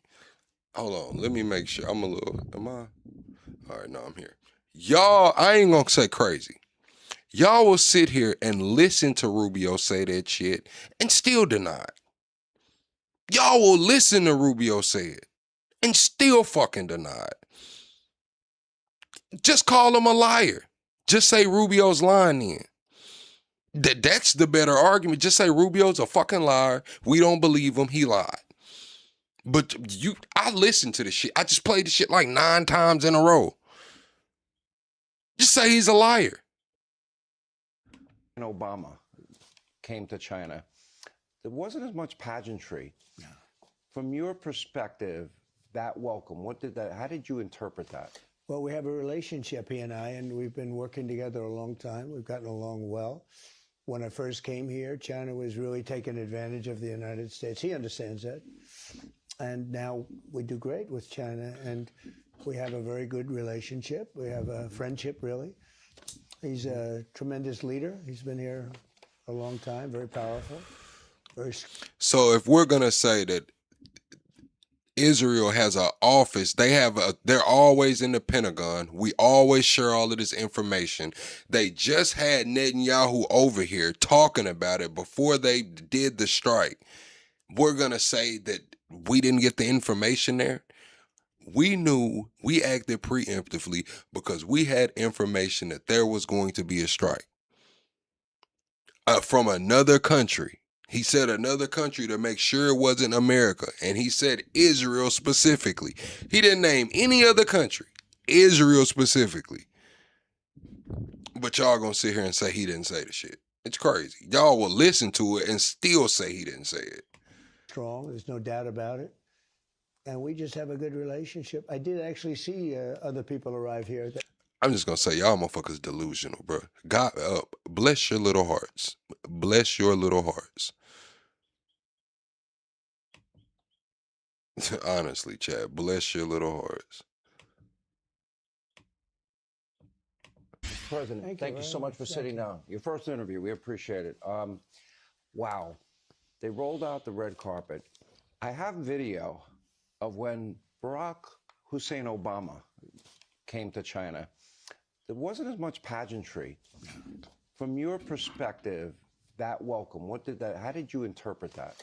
Well, we have a relationship, he and I, and we've been working together a long time. We've gotten along well. When I first came here, China was really taking advantage of the United States. He understands that. And now we do great with China, and we have a very good relationship. We have a friendship, really. He's a tremendous leader. He's been here a long time, very powerful, very strong. There's no doubt What's up, about it. Dragon? And we just have... Now you say I'm just another ignorant Jay hater. I don't hate anyone. I don't hate anyone because I'm it's the fucking obvious. You would rather be mad at me than Rubio. Rubio said it. That's the thing. It's easier to be mad at me than be mad at Rubio, right? You rather just give Rubio a pass, look over it, act like it never fucking happened, and come in here and call me a Jay hater. Because that's the easy thing to do. That's the easy thing to do. Let's just lay on the guy that's on YouTube talking about what Rubio said. Let's ignore what Rubio said and let's get mad at the guy with the fucking do-rag on talking. Let's get mad at the guy with the do-rag talking, man. Fuck what Rubio said. We're not even going to acknowledge that. have a good relationship. I did actually see other people arrive here that not treated so well, but we were treated very well. So that was meaningful for you? Well, I mean, if I got out of a plane and nobody was there to greet me, I would say that wouldn't be so cool, because it's really respect for our country. Our country's respected. Look, we're the hottest country right now anywhere in the world, but he and I know each other well, I think beyond maybe that. But we certainly got a very nice greeting, and today was beautiful. Mr. President, if there was any meeting that I think I would want to be a part of, I would love to have been in that meeting. Rather than me start with a bunch of questions about this and that, and I do have specific questions, in your own words, how did this meeting go? Because you were there a long time. It was a long meeting. It started off interestingly because they're very organized people. And as you know, we have about 30 of the biggest business leaders in the world, biggest everything, you know, I mean, you name it, from chips to planes to everything. And they're all here. I didn't invite them. They all wanted to come. And they're all here. And I suggested that before we start the meeting, I'd like to introduce them to you. And they were surprised because it wasn't, you know, it wasn't scheduled. And they looked around, they said, well, and then, you know, we had everybody. I don't want to go into names because I'll leave some out. But there were a lot of guys. Yes, Drip, it's a rise of hate, period. There's a rise of Jewish hate. There's a rise of Latino hate. There's a rise of Somali hate. There's a rise of FBA hate. They just title it Black Fatigue. They actually have a term for that shit. Black Fatigue is the new FBA hate. Yeah, it's just a rise in hate, period, man. They don't like no. It's like the only people getting a pass right now is the Native Americans. They the only ones not getting talked about, man. Everybody else, your ass on the chopping block, man. Tim Cook, Elon Musk. Yeah, you know, we had everybody. The head of NVIDIA was Jensen. here. We had just everybody. And men and women, all great business, the best. And they said, okay. And they each spoke a little bit and introduced themselves. And it's interesting because they do business in China. Most of them do business here, but probably like to do more. And I'd like to see. I didn't say it wasn't white hate. I said the only group that is not getting a rise in hate is the Native Americans.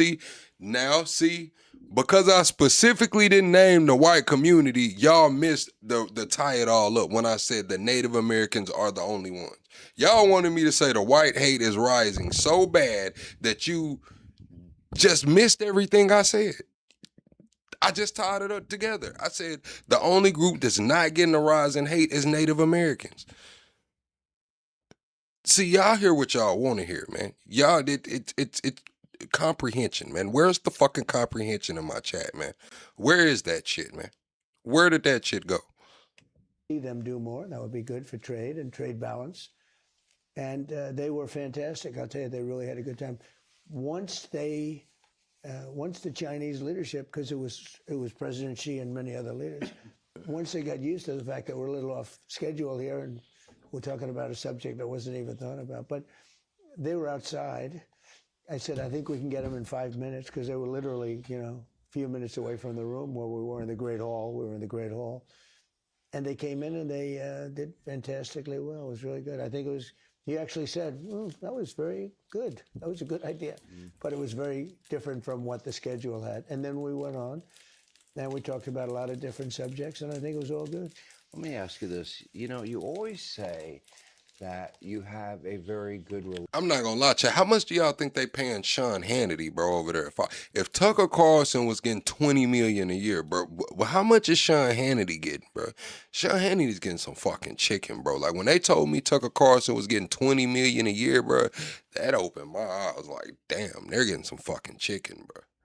Relationship with President Xi, and you say the same thing about Vladimir Putin. Yeah. You're America first. Yeah. You seem to always understand he's going to be China first. Yeah, totally. Okay, chat, live poll. Is Trump America first? If you believe Trump is America first, put America first in the chat. If you do not believe Trump is America first, put no in the chat. And so... He is. He's China first. He wants to make good deals. What up, But Steve? having a good relationship is a good thing, not a bad thing. I explain to people, it's great when you have good relationships with very powerful countries, and powerful economically as well as we have the most. I built in my first term the greatest military in the world. We have the greatest military in the world. We proved that with Venezuela. We proved it with Iran. Iran's wiped out militarily. It's just a question of time.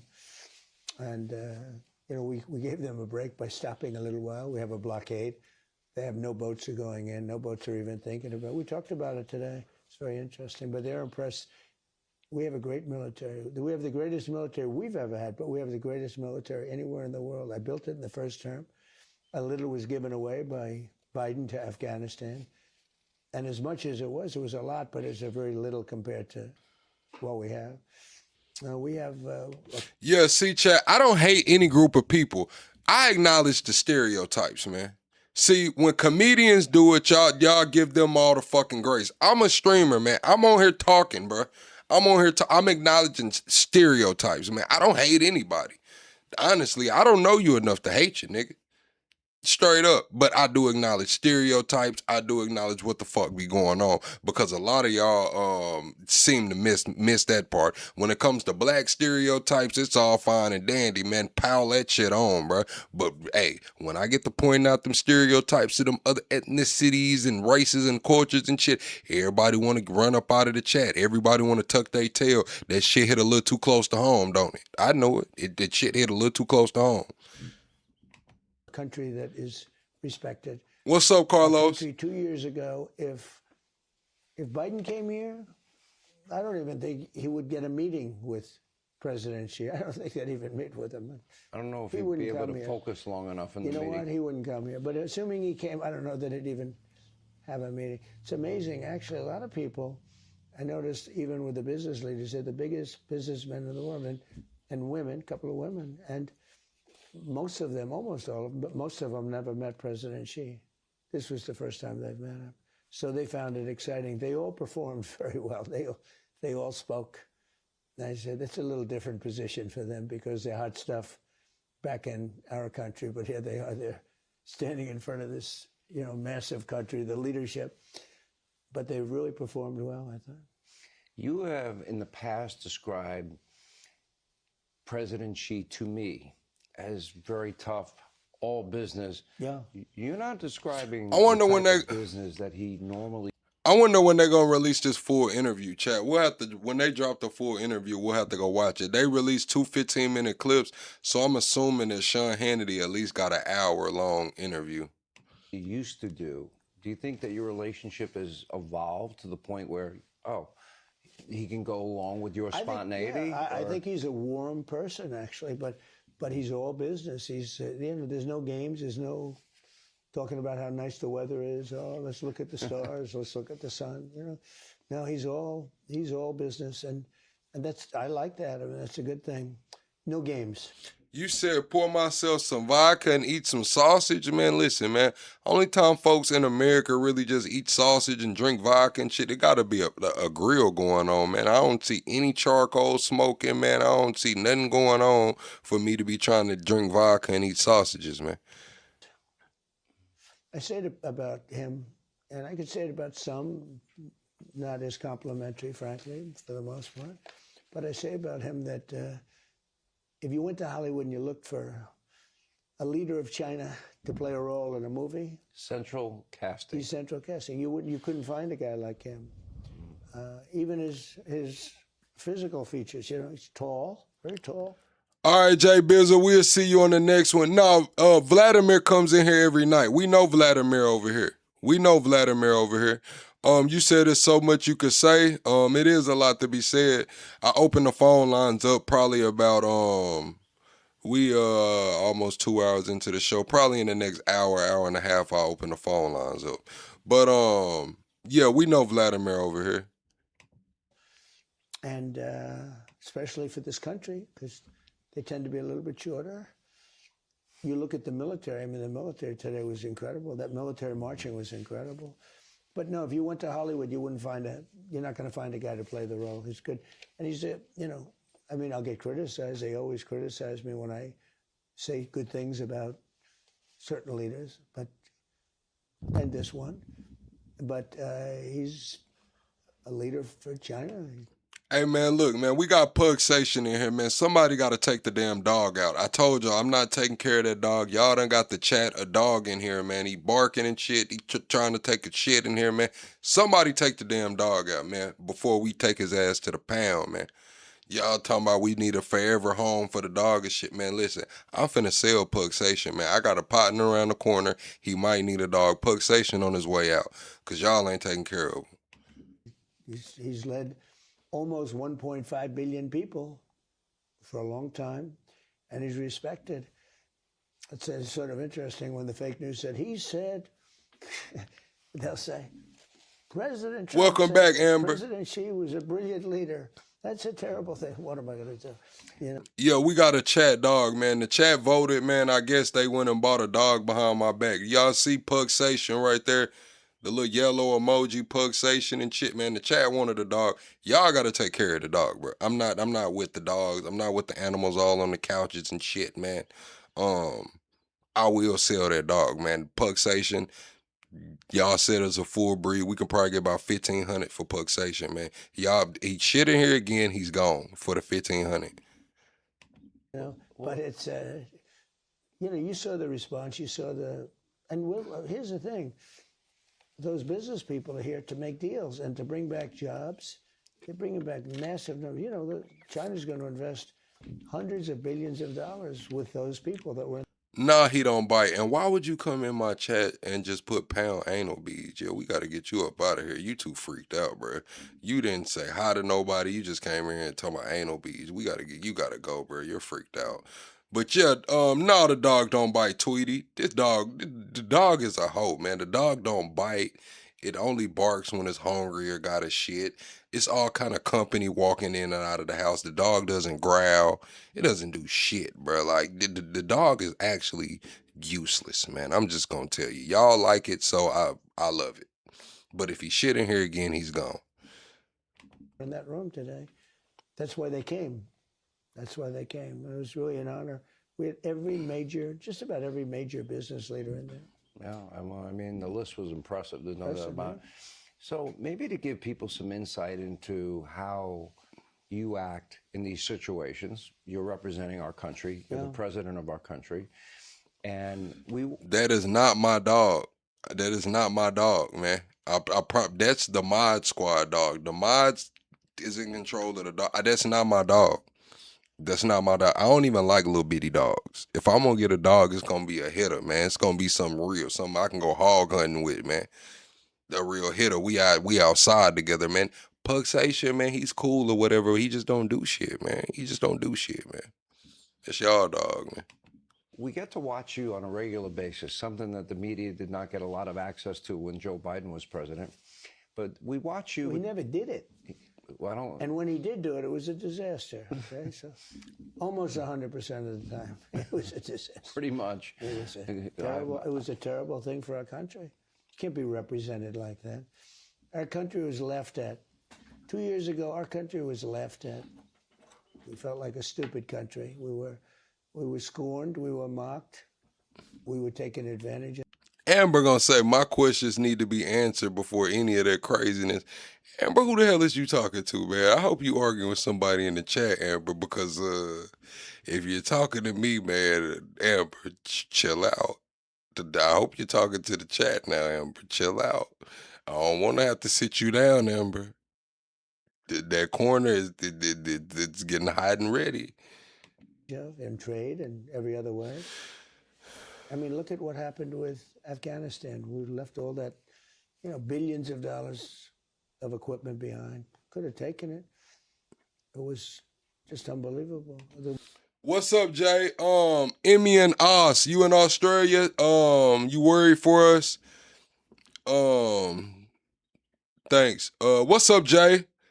You said you seem cool and not sure about my politics yet? Well, my name is Plug. I am the voice of the politically homeless. I don't care if you're far left, far right, liberal, conservative, Marxist, fascist, alien, NPC. You can come in here and have a conversation. We're not going to coddle your feelings. You're going to run across some America First. You're going to run across some MAGA. You're going to run across some damn Marxist, communists. You're going to run across everything over here, man.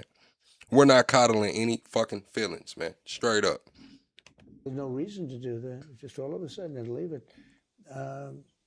No, we were a country with the highest inflation in history. When they talk about high prices, I inherited the high prices. I'm getting them down. President Trump said that President Xi was a brilliant leader. That's a terrible thing. What am I going to do? But it's what's up, Shirley? You saw here's the thing. Those business people are here to make deals and to bring back jobs. They're bringing back massive numbers. China's going to invest hundreds of billions of dollars with those people that were in that room today. That's why they came. That's why they came. It was really an honor. We had just about every major business leader in there. Yeah, I mean, the list was impressive. There's no doubt about it. So maybe to give people some insight into how you act in these situations. You're representing our country. You're the president of our country. And we get to watch you on a regular basis, something that the media did not get a lot of access to when Joe Biden was president. But we watch you. We never did it. Well, and when he did do it, it was a disaster. Okay, so almost 100% of the time. Now, AJ gonna come here talking about weakest mustache I ever seen. Let your woman judge it, man. Drop her off over here and let her trim it up for me, man. Let her rub on it. Let her play in the chin there, man. Get the pulling on it a little bit and shit. Since you so worried about it, man. It was a disaster. Pretty much. It was a terrible thing for our country. Can't be represented like that. Our country was laughed at. 2 years ago, our country was laughed at. We felt like a stupid country. We were scorned. We were mocked. We were taken advantage of in trade and every other way. I mean, look at what happened with Afghanistan. We left all that, billions of dollars of equipment behind. Could have taken it. It was just unbelievable. There's no reason to do that. It's just all of us. See, this is the thing. Bryson, same thing with you, man. Byron, you can bring your lady over here too, man. The mustache only matters to y'all, man. See, I've never been the kind of guy that needed a beard or some shit like that, man. It's not on me, it's in me, Chad. It's not on me, it's in me. I don't know, Chad. Maybe some of y'all have had problems in your life coming across ladies or women or something, man. Maybe that's why y'all act like that. It's not on me, it's in me. It's not the beard, it's the nigga with the beard. It's not the mustache. It's the nigga with the messed up mustache. That's what y'all not getting, chat. That's what y'all, some people got it and some people don't. And I don't think y'all got it. I'm just gonna say it, man. I don't think y'all got it. It shows. It shows. A sudden and leave it. No, we were a country with the highest inflation in history. You know, when they talk about high prices, I inherited the high prices. I'm getting them down. I've got them down incredibly. In fact, if I didn't make the little excursion to the country of Iran, I had to do it. We just hit the highest stock market ever, which, by the way, now we're the highest. We're now higher than we were before the war started. And oil went up very little compared to what most people, even including me, I thought it would go up more. But that was okay for a short period of time because we cannot let Iran have a nuclear weapon. They're crazy. I'm going to get to that. You can't let them have a nuclear weapon. They would use it. There'd be no Israel. There'd be no Middle East. There'd be no Europe. And they come at us too. Because you know why? They're crazy. I'm going to get back to Iran. Let me go to the media and Donald Trump and then the person and give people insight into the guy that sits in the room across from the leader of China, 1.5 billion people. We watch you almost daily with the media, and I think you enjoy it. You bring them in, they have gaggles, you keep them there for a long period of time. Probably. It's not that I enjoy it. You don't enjoy it? No. You seem like you do. Well, every question's a kill. You know, they're always going for the kill. Every question, you see these people with a hatred. I said, you have such hatred when you ask the question. Why? Because I have a strong border? Because I have a good military? Why do you have such hatred? The whole thing is crazy. It's not that I enjoy it. It's that I can get the word out because I don't get the word out. I mean, look, Fox is great, and, you know, we have some that are good. But overall, if you read the New York Times, you actually think we're losing or not doing well in Iran. Isn't that who Netanyahu sued? Was that the Times that Netanyahu sued today? Chat, hit the like button. We're 25 likes away from the next like goal. And if you're enjoying this content, be sure to subscribe to the channel. We go live every single night over here. They have no Navy. They have no Air Force. It's gone. It's just a question of time. If we want, we stopped. Could have gone for another few weeks. It would have been over. I did that at the request of a lot of leaders that are friendly with them. It's not going to matter for them. They're finished. Now they can make a deal or they get annihilated. I don't want to do that. Yeah. But we have the greatest military. And, you know, when you do news conferences, you're getting the word out that you're not going to read in the New York Times. I mean, I read these things. I see some of your other networks. The way they cover, they will take a massive military victory and make it like we should have done it. It's the same time here. I'm in the South, chat. It's the same time here. Faster. The one thing they couldn't complain about was Venezuela because it was over in one day. So we're comparing it to. So here's my question. You know, as an example, Vietnam lasted for 19 years, right? It didn't. I think Iraq was 10 years. Thousands of. All right, Emmy, it didn't even show me that you got a membership. It didn't even show me that you got a membership. Thank you, Emmy, for joining the membership, man. Thank you, Emmy, for joining the membership. I also have a couple other super chats I didn't acknowledge. Joanne says, new follower. Thank you for doing your part for informing us. Much appreciated. Disabled Vet. Thank you, Joanne, for supporting the channel via Super Chat. Archangel also supports the channel and says, this live is hot. Thank you, Archangel, for always coming through and hanging out with us, chat. I'm sorry that I missed those Super Chats, man. I hope that they're both still in here, Archangel and Joanne. And also, thank you, Emmy, for becoming a member. Thank you, Emmy, for becoming a member. And thousands of people killed. There are many, many thousands in Vietnam. And we have, sadly, we've lost, in 2 wars, we've lost 13 people. 13. That's 13 people too many. But we've lost 13 as opposed to 75,000, as opposed to 50,000, as opposed to numbers that are staggering. Think of it. We're 19 years in Vietnam. Every war, we're 4 years, 8 years, 9 years. Iraq was 10 years.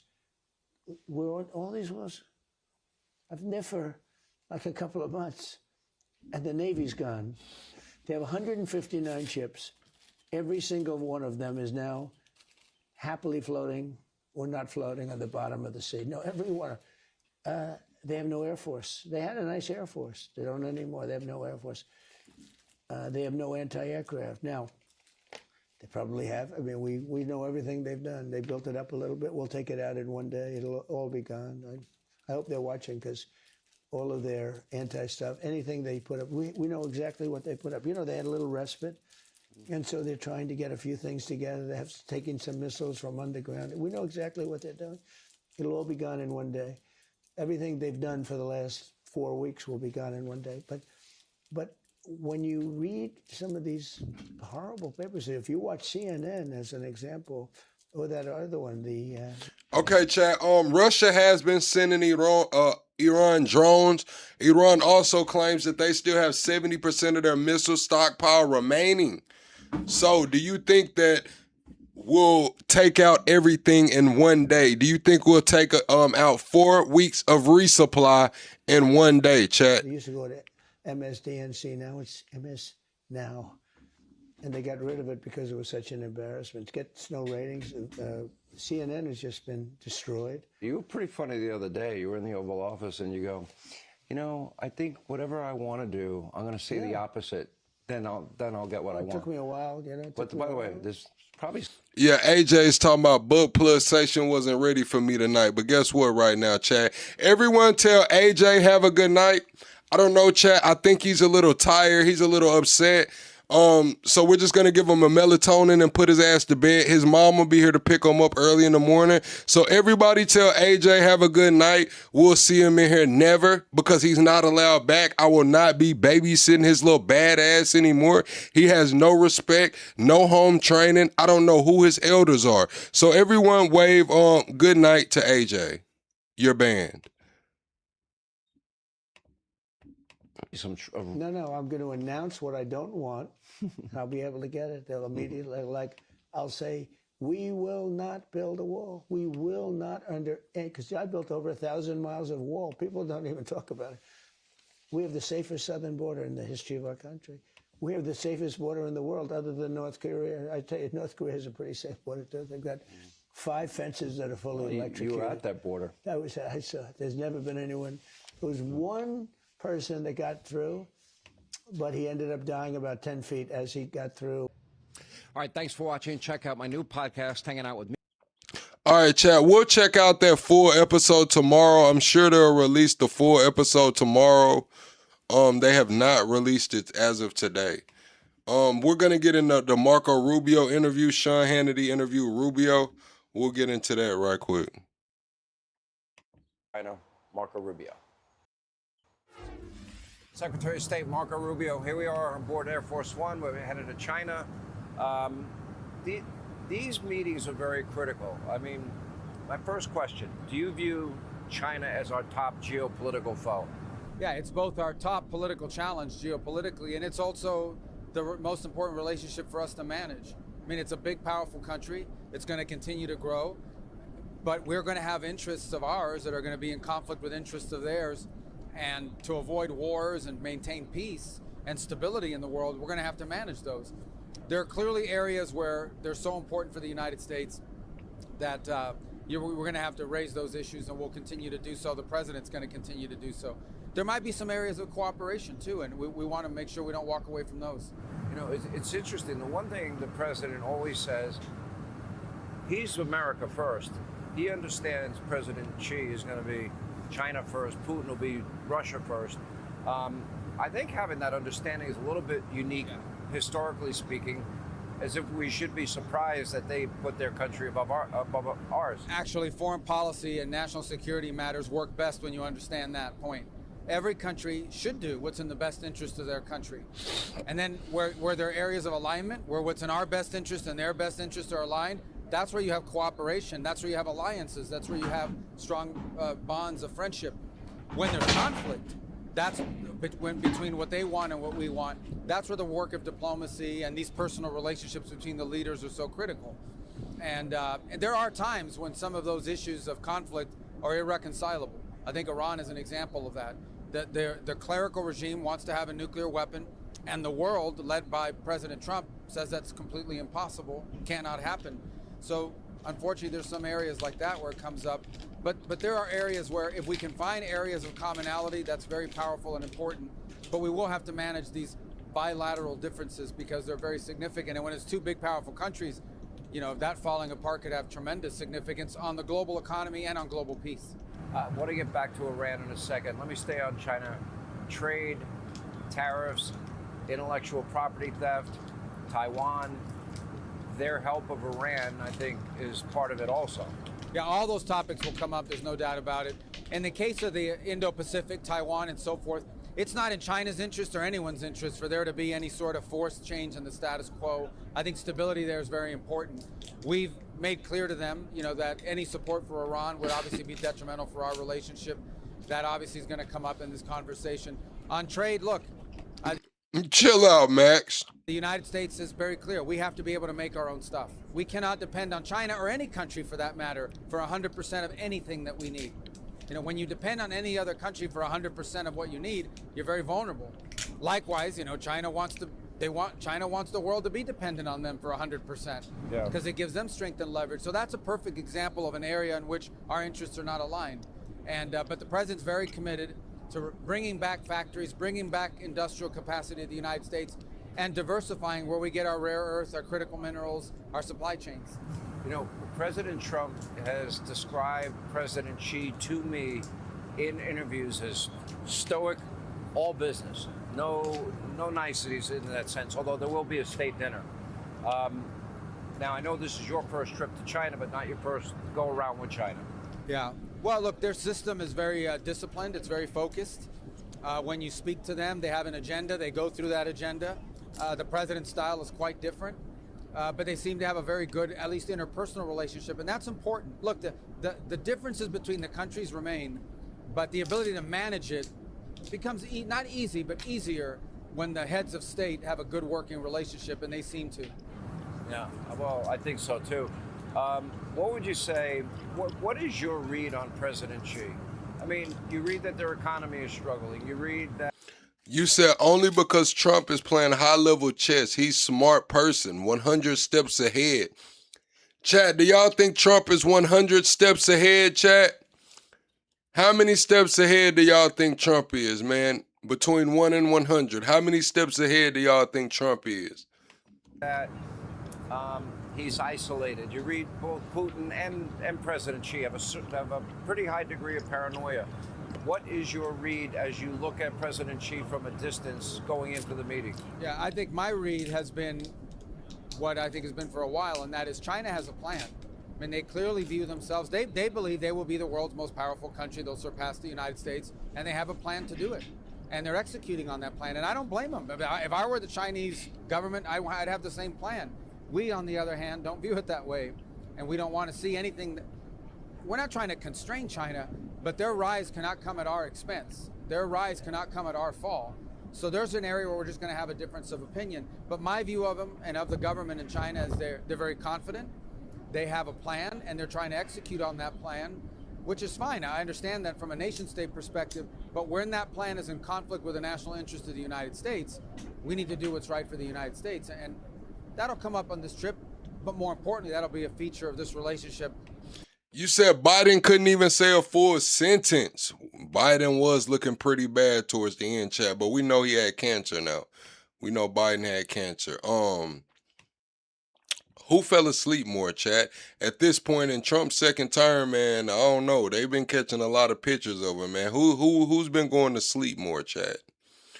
Trump hasn't been calling Joe Biden Sleepy Joe anymore either. He hadn't been calling him Sleepy Joe for a long time. If you had, it's kind of hard. It's not a fair question to ask, but if you had a goal coming out of this summit, because this is a big deal that you're going, that the president is going, the Secretary of Defense is on this plane, and so many others, and every top business leader in America is going on this trip. It's kind of crazy. If you had a goal, what you would like, you would say would be, how would you define a successful trip? Well, I think it's already a success because we're going, and we're going to be able to talk to them as opposed to at them. You know, one thing is to exchange phone calls, and another thing is to put out messages and press releases and statements. But when the leaders are actually engaging personally, not just the president to president, but me with their foreign minister and Pete Hegseth with their, What's up, Gary? Defense minister and so forth. It creates channels of communication that can prove valuable in a time of potential conflict or where there might be heightened tension. Yet Rubio wasn't supposed to be loud in China as a civilian, but as Secretary of State, he is in China. See, he's on Air Force One right now. Hannity sits down on Air Force One with Secretary of State Marco Rubio. So, yes, as a civilian, Rubio is not allowed in China, but as a diplomat, he is. So that's important. I also think, and we're not prepared to announce this yet, but there are a couple of unique areas of cooperation that we can work together on. The obvious ones are obviously fentanyl precursor production, which China, because their system can do this, can really crack down on that. That would help lower. You said Obamacare. How did that work out for it? Hey, man, compared to the way shit's going on right now, hey, man, it might not have been that damn bad, bro. It's all about the context. Yes, everybody thought Obamacare was right about now, man. Motherfuckers looking like they might fall out and not get any help, man. They shutting down rural hospitals, taking funding from everything. I don't know, man. Fentanyl deaths in the United States. And there are a couple other areas of international relations where perhaps we intend to talk to them about discreetly. We're not going to announce it in the media, but areas that we both share some concern over. I have a friend of mine. He's a great inventor. And didn't they extend Obamacare anyway? So what are we talking about? How did that work out? Didn't they just extend the Obamacare tax credits like a couple months ago? And the level of intellectual property theft not just impacted his entire business, but it's impacting many American companies. Big issue? That's right. That's an enormous issue, and one that we're going to continue to raise. Even as we try to protect our companies and our competitive advantage, we're going to raise that with them. I don't think there's any point in denying that the fact of the matter is that a lot of the advancements, not all, but a lot of the advancements you've seen in the commercial sector, in the industrial sector, in the technological sector in China is a product of intellectual property theft and or reverse engineering, which is the same thing, of our own technology. So that has to be addressed. But I also think we can't only rely on that. We have to stay ahead of the curve on innovation. You know, one thing is if you're stealing or taking the stuff that was cutting edge 5 years ago, but the things that are going to be cutting edge 5 years from now, we've got to continue to invest and push our companies to continue to stay ahead of that pace of theft and continue to lead the world in innovation.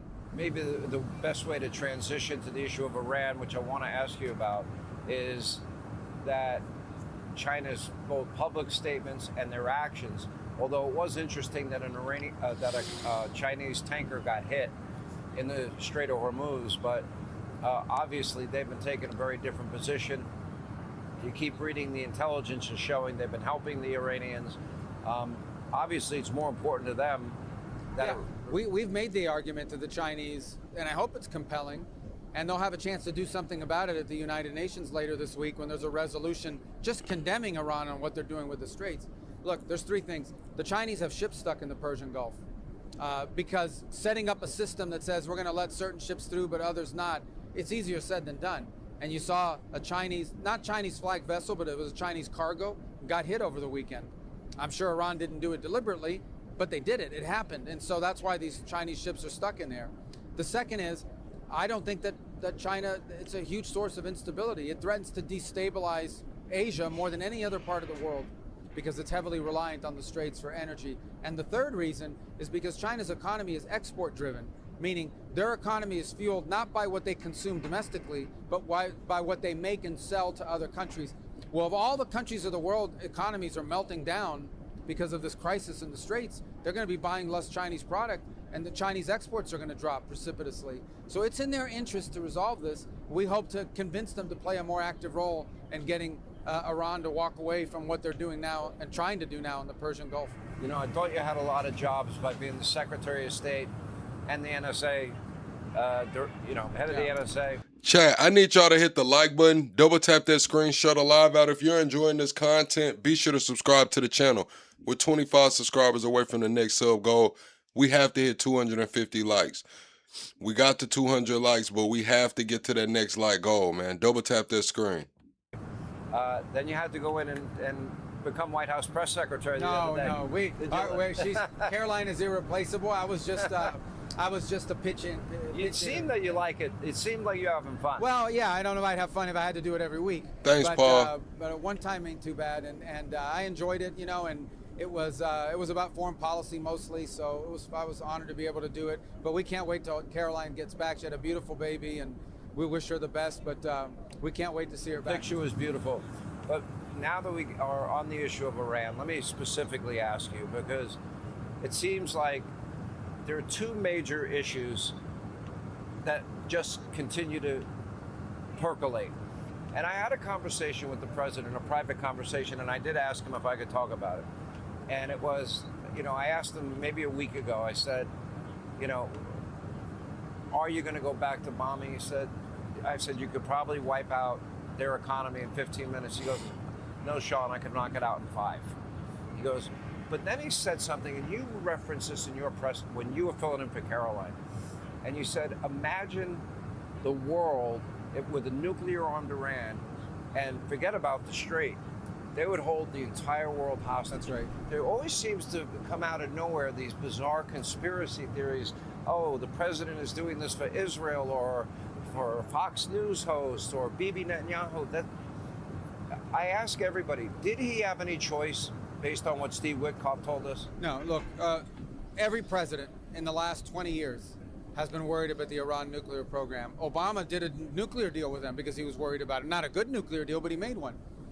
The president reversed it and imposed crippling sanctions and took out Soleimani, who was a threat to the United States. Joe Biden was begging to get back into a nuclear deal with them. The whole world, you know, the French, the Germans, the UK, they imposed new sanctions on Iran last year, snapback sanctions, because of the nuclear threat. The whole world has seen Iran was building up a conventional capability where they would have so many missiles and so many drones that they could overwhelm anybody's defenses. Once they had that, nobody could do anything about their nuclear program, because they would say, if you attack our nuclear program, we will wipe out 6 countries in the Gulf region, and you won't be able to defend against it. You won't have enough patriots, you know, because you get these swarms of drones, these swarms of rockets.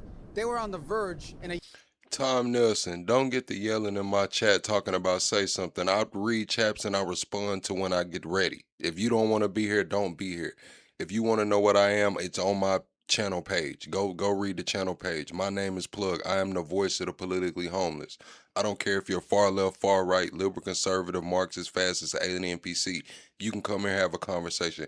I'm not going to coddle your feelings. I'm neither a Democrat. I'm neither a Republican. I am not MAGA.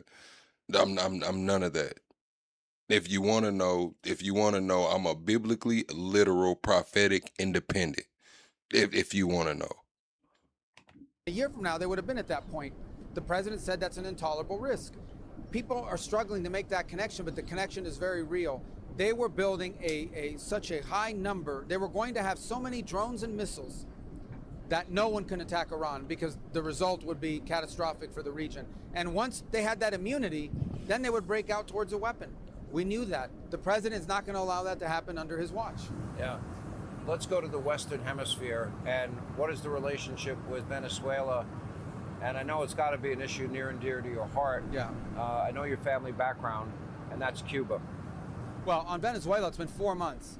So I think we've made some steady progress on improving Venezuela. Look, we're trying to normalize that place. This was a place where a country of incredible wealth, but all the wealth was being stolen. It wasn't going to benefit the Venezuelan people. So we've created mechanisms. You know, all the money they make on oil. Derek, the best way to reach out to me one-on-one is through the Discord.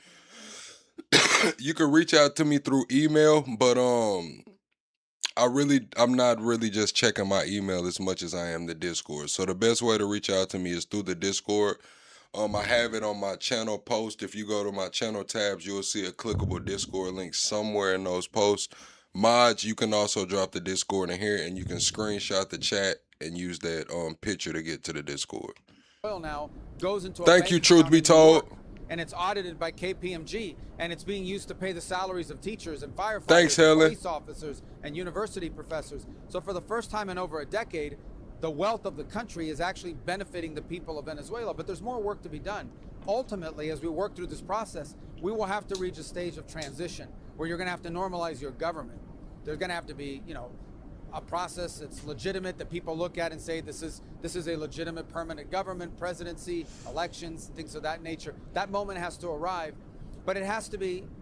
We don't want to wait too long. We want to see it happen, but you don't want to move too fast either, because the whole thing can break. So it's a difficult thing to manage, but it's only 4 months in, and I think we should be pleased. Venezuela's a better place today than it was 4 months ago, but it needs to continue to stay on that path. And here comes a nigga named the Palestine Podcast talking about so sad, Samuel L. Jackson and the Django. Listen, don't you got some other shit to worry about? Why are you in my chat? Shouldn't you be over there talking about some shit going on in Palestine for your podcast, nigga? Instead of coming in here pulling on my dick. What's wrong with you? In the case of Cuba, it's a very different situation. There is no economy in Cuba. To the extent there's any wealth in Cuba, it doesn't go to the people, it doesn't even go to the government. The wealth is controlled by a company owned by military generals. They take all the money. They're sitting on billions of dollars. Okay, this is a country where people are literally now eating garbage from the streets, but they have a company that controls all of the money making there that's sitting on $16 billion. So it's a broken, non-functional economy, and it's impossible to change it. I wish it were different. But I believe, it's my personal opinion, you cannot change the economic trajectory of Cuba as long as the people who are in charge of it now are in charge of it. That's what's going to have to change, because these people are proven incapable. I hope I'm wrong. We'll give them a chance.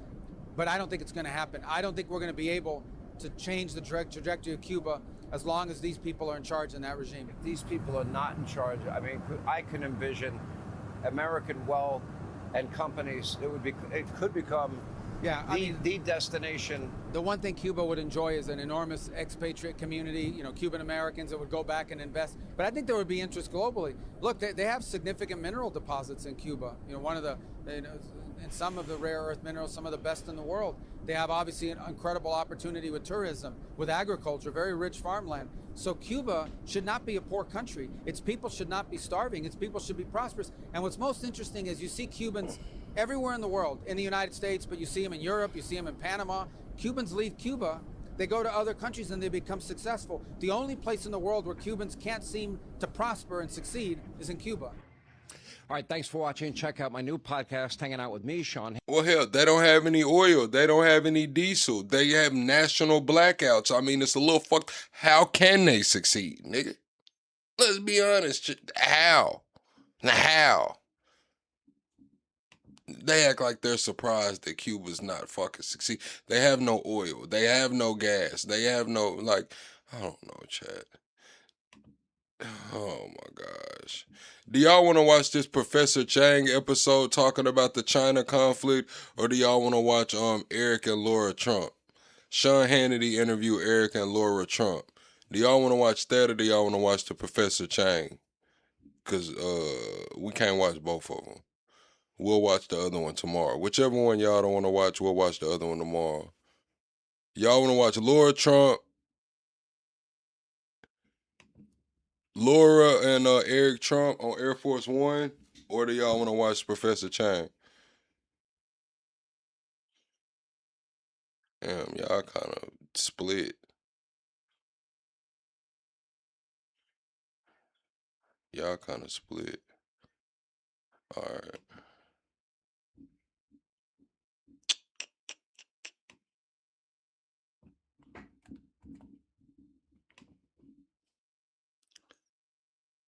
You said both. Shit, they both kind of long. They both an hour long. I think if their interview with Eric and Laura was only like 20 minutes, or like the Trump interview, I would have went on and played it. But that shit's like an hour long too. So Trump is in China. This happened about 30 minutes ago, an hour south of us. So Trump came in last night, and this morning he met with President Xi at the Great Hall of the People. And let's just have a quick look. This is him getting out of his limousine. This was brought in from the United States by a military transport. So about 2 weeks ago, military transport took I believe a lot of cargo ships. I mean a lot of cargo planes. They took at least 3, I believe, in one day, and they were supposed to be taking them the entire time leading up to Trump's trip to make sure that he has everything that he needs and everybody around him have everything that they need. Remember, it cost about $50 million to send J.D. Vance to the Olympics, right? So I can only imagine how much this China trip is costing. They had cargo planes going over there weeks in advance. He brought his entire cabinet, including Marco Rubio, the Secretary of State,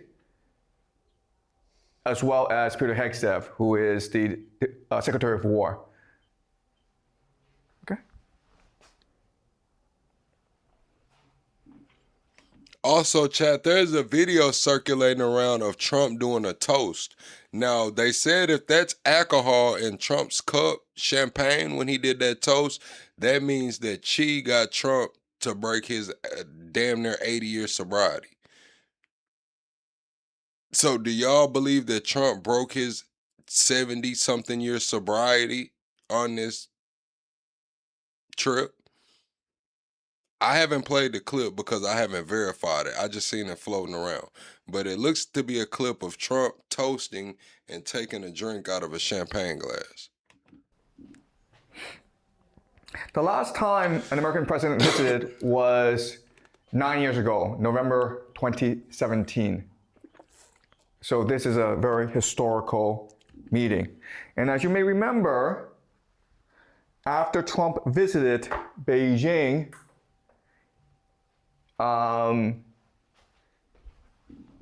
they started. I know a lot of y'all say Trump's not sober and this and that. It's debatable. But publicly, Trump has claimed to have never drank or smoked.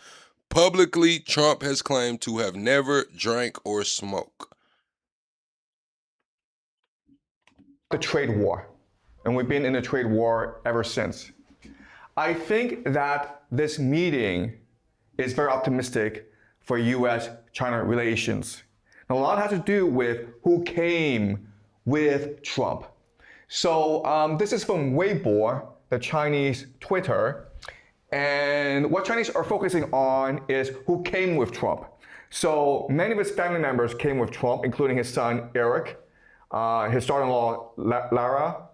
And they're very excited about coming to China. Team China, guys, okay? Much more important is the number of business executives who came with Trump. So you have Elon Musk of Tesla, and of course he does a lot of business in China.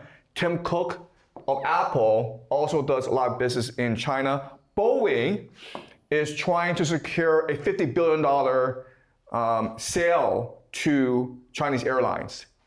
And so these are our three very important business people. And then you have some of the leading financial people in America, including Larry Fink of BlackRock.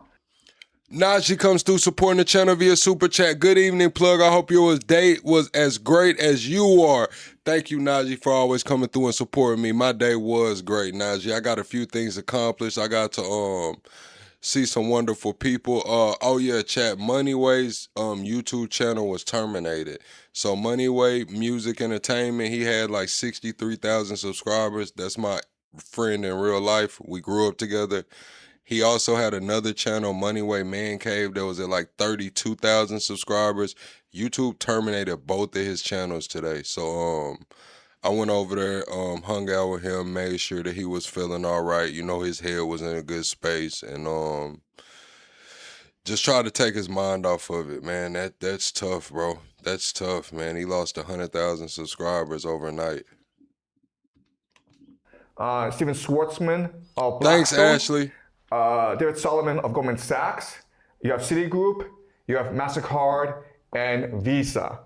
Okay? And these are the leading financial companies in America.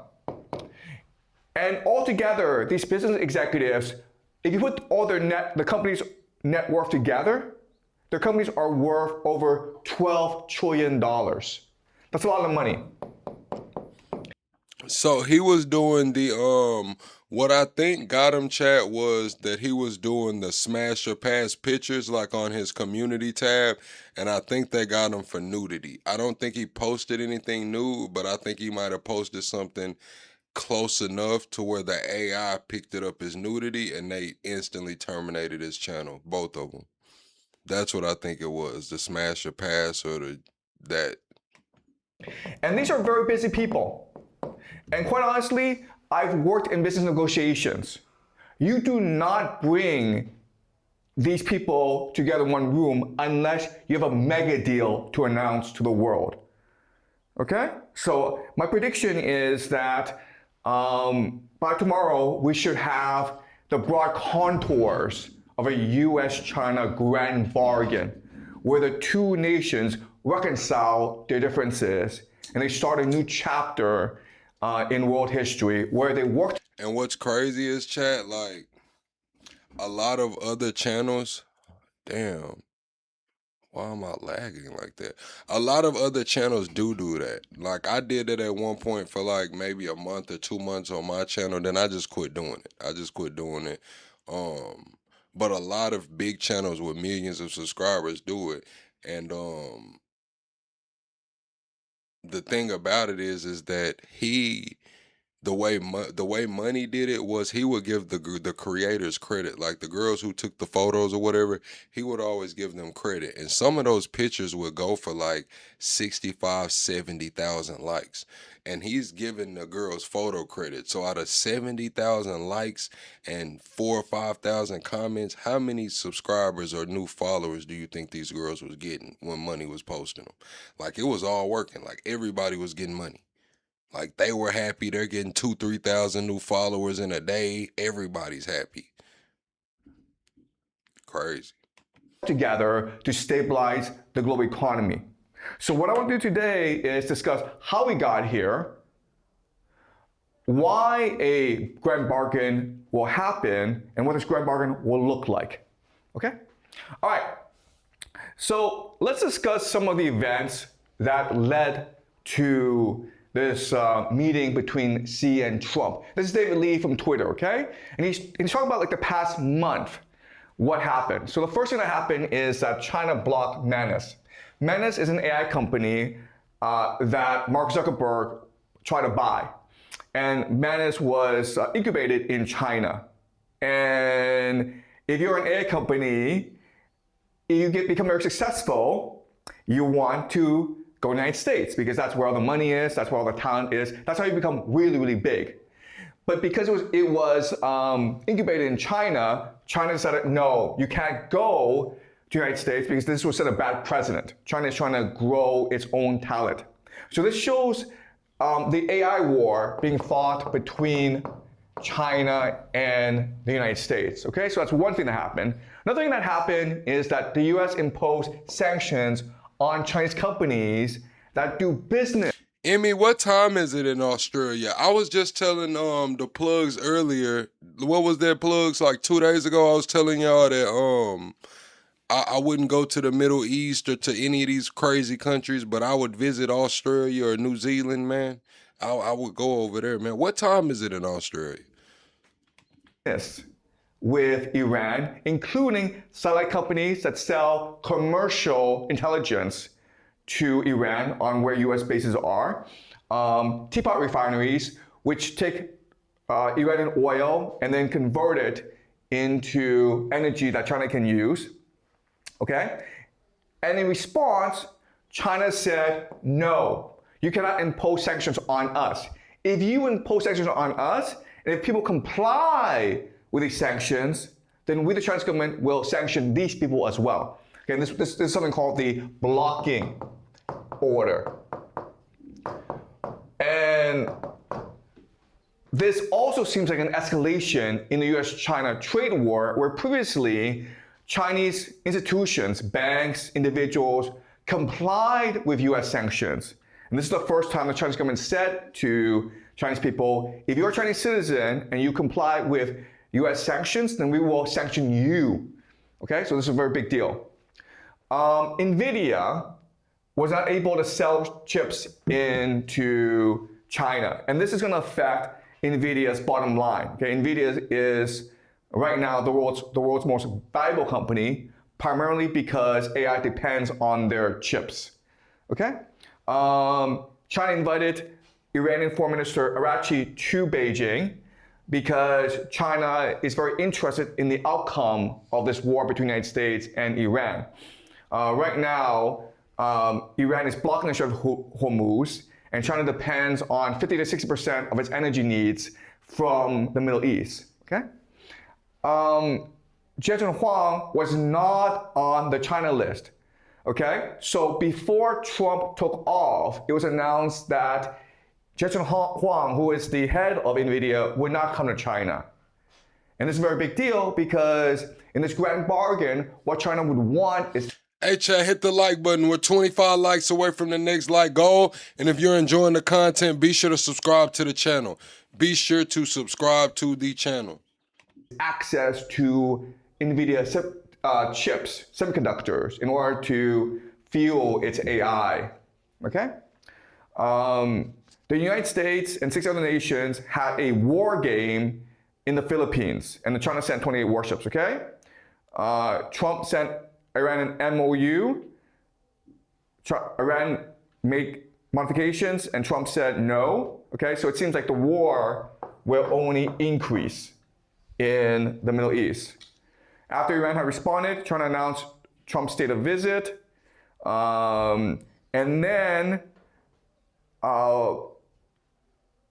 yesterday and the day before, He Lifeng, who is a vice premier in China, and Scott Bessent, who's a treasury secretary, met in South Korea to try to negotiate a deal. Okay, and then what's going to happen is that Putin will visit China after Trump leaves. So if you just look at what's happening, it seems as though there's still a lot of friction between the United States and China. What I want to show you today is that all of this you can just ignore.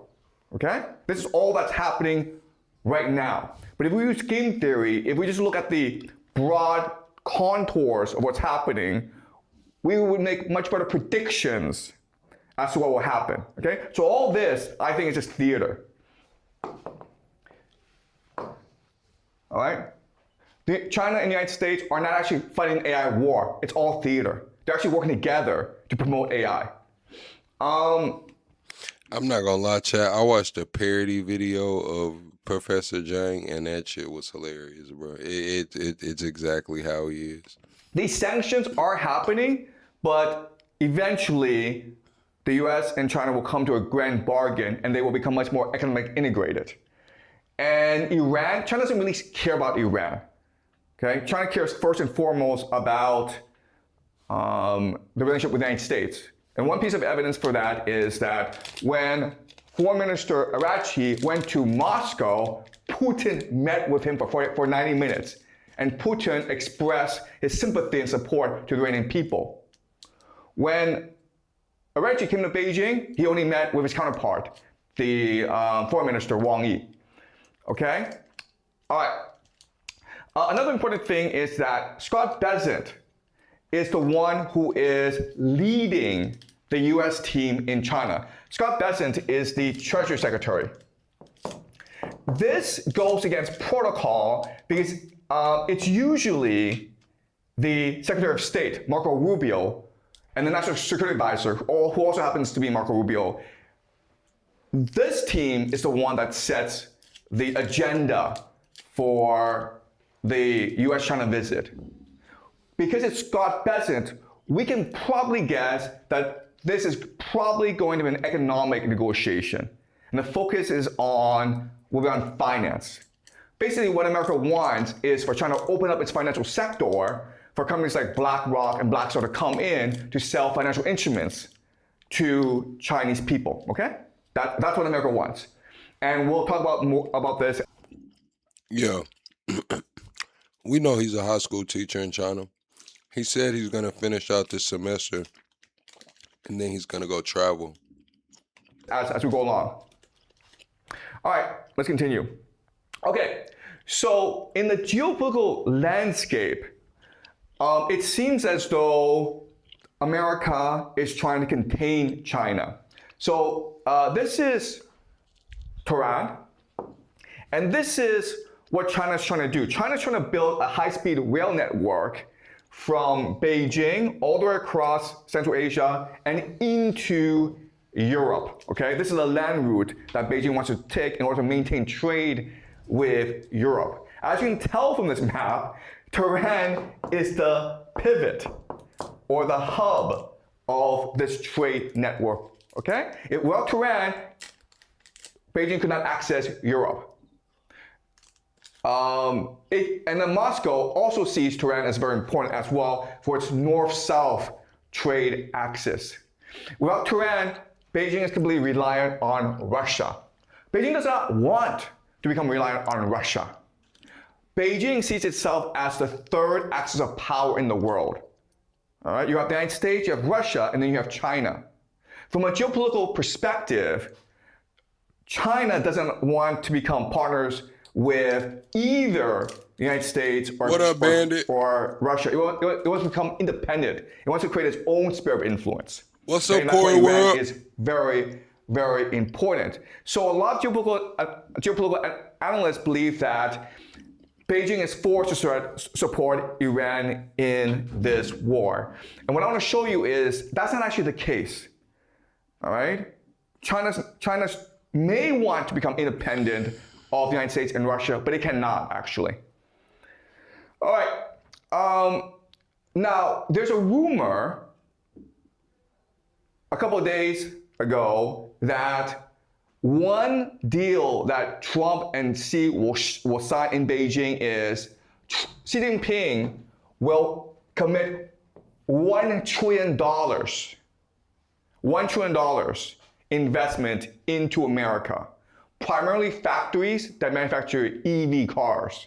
This is a huge deal, okay? And Laura Ingraham, who works at Fox News, she thinks it's a bad thing. She thinks that this is about China coming in and trying to buy out the United States. As I'll show you later, this is retarded. Okay, I think this deal will happen, but this is a deal that shows that China is ultimately dependent on America as opposed to China wants to take over America. Okay? All right. So, how can we understand the Trump visit? Well, again, in this class, what I want to show you is that historical analogies is a really powerful way to understand the present. So, the Trump visit today is analogous to Nixon's visit in 1972. Okay? Okay, he's stating that this is showing China is dependent on America. Chat, do y'all believe China is dependent on America? Yes or no? Is China trying to take over? Matter of fact, we'll do this one. Is China trying to take over America, or are they dependent? Put takeover or dependent in the chat. Takeover or dependent. So you don't know this, but before 1972, America was hostile towards China.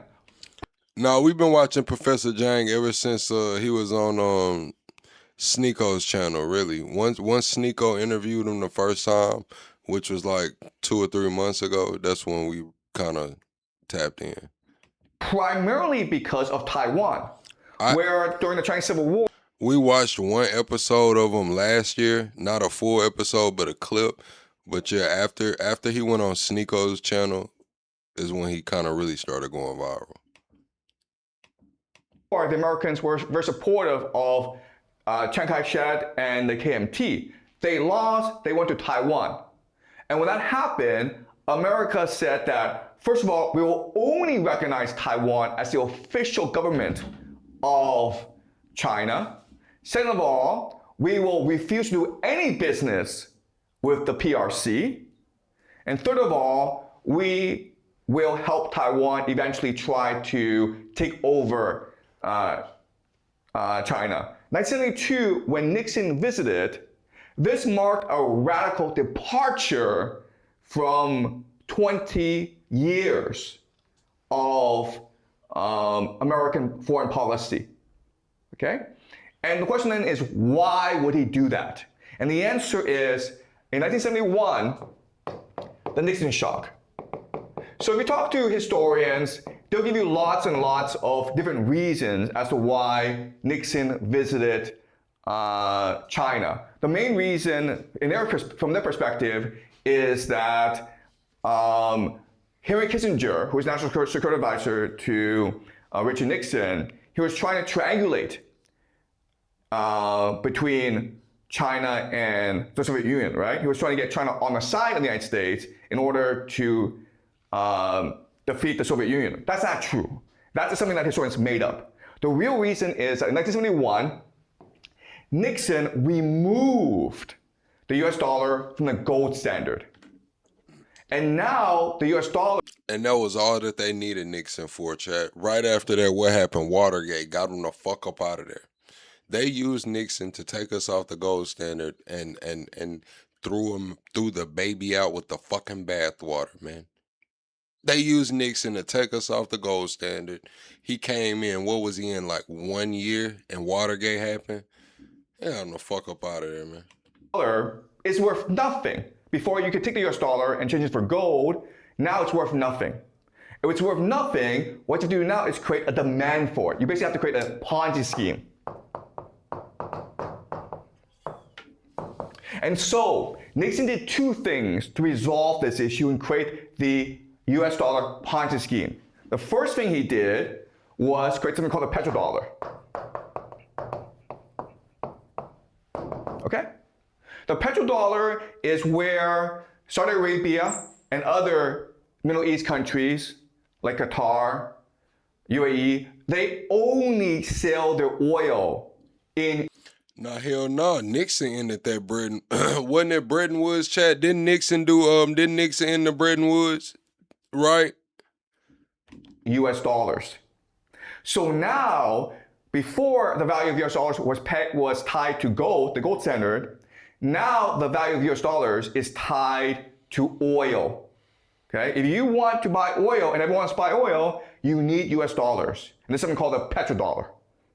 Okay, that's the first thing.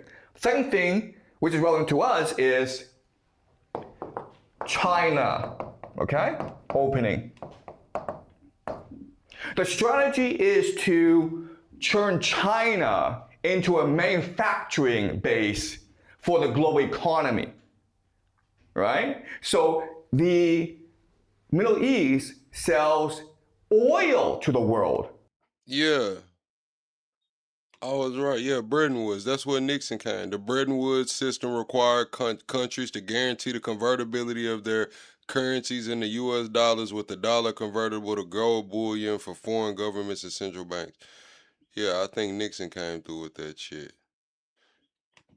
And ended that shit. Got it the fuck up out of there. But China now will sell manufactured goods to the world, and China will also do so using US dollars.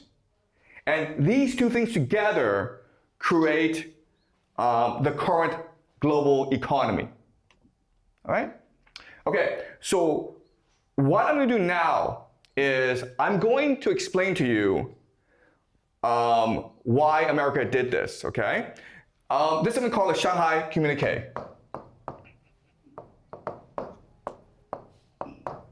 This is published in 1972. And this basically spells out the basic premise, framework for all future US-China cooperation and dialogue. And the Shanghai framework basically resolves the Taiwan question.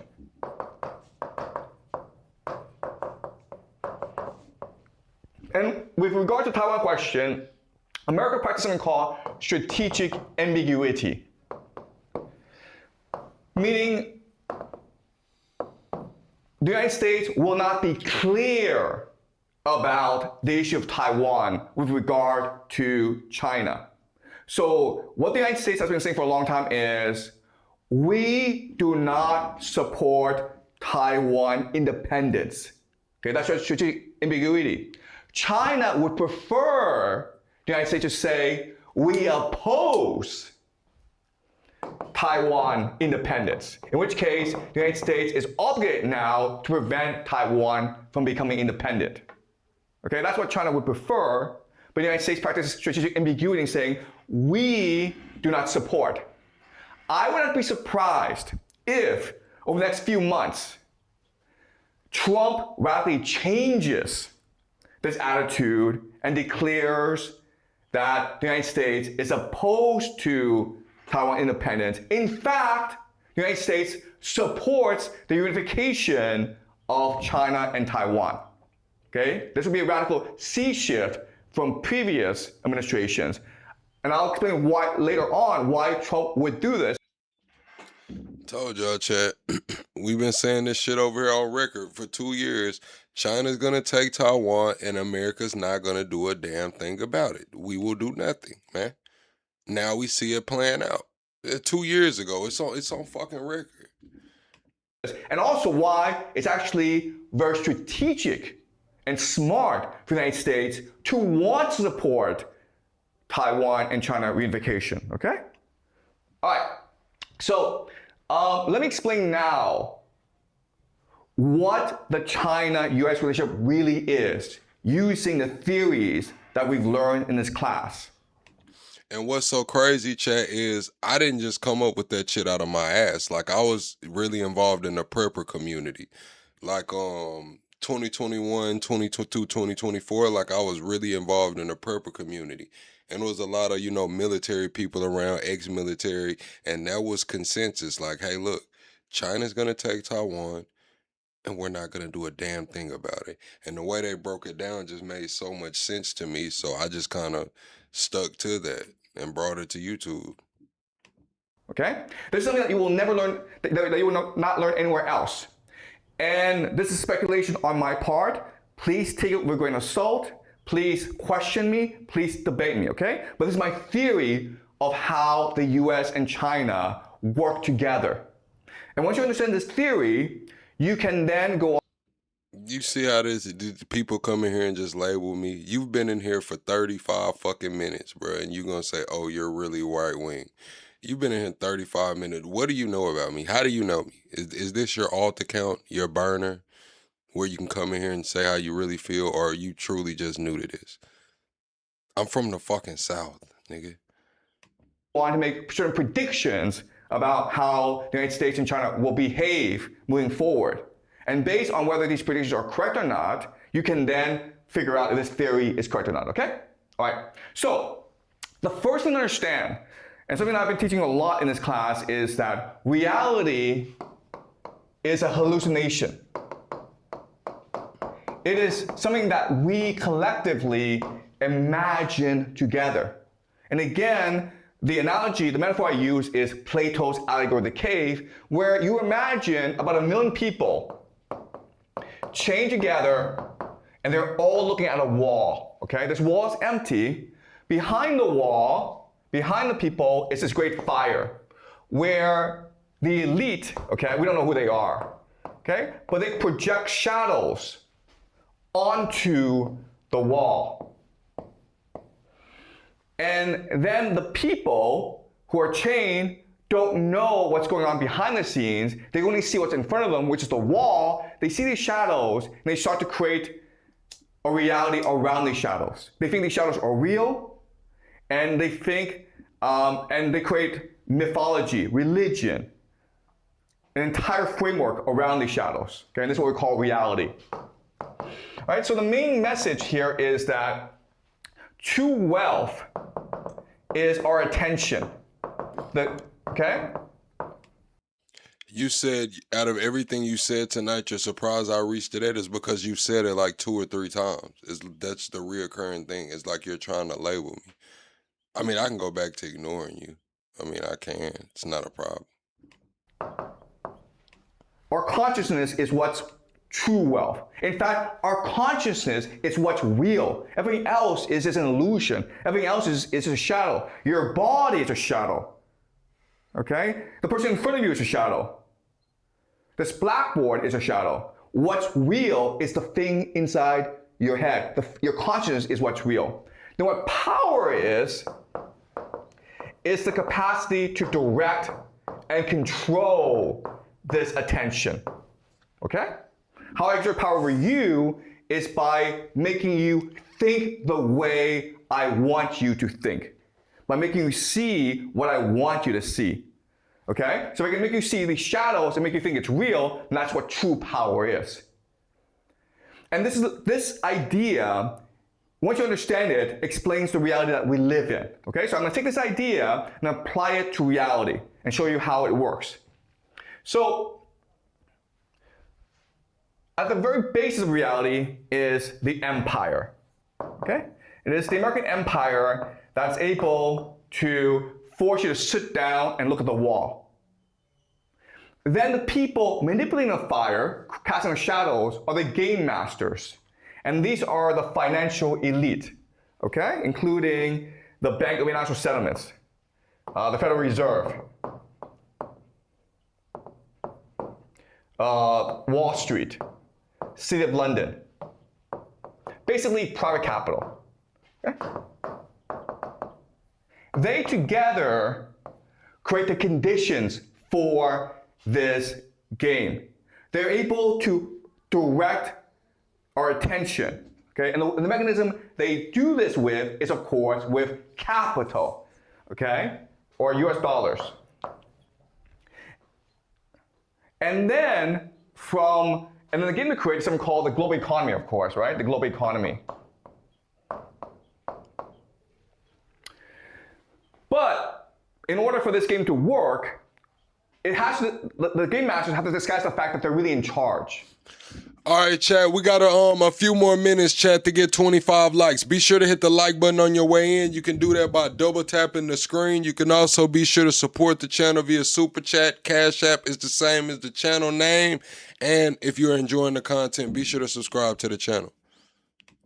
So they create institutions that pretend to be objective, international, and impartial and fair, but are in fact controlled by the game masters. These are include of course the UN, the WTO, the EU, the World Bank. Okay, lots and lots of these organizations. And then, in order to justify and legitimize this system, in order to make you think these shadows are real, media, education, and culture brainwash you, indoctrinate you into believing this system is real, when it's all just a hallucination, okay? And then from this, of course, you have the legal system to enforce the system, as well as customs and habits, values, and norms. Okay, so this is an enforcement mechanism to force you to believe that the system is real. Okay?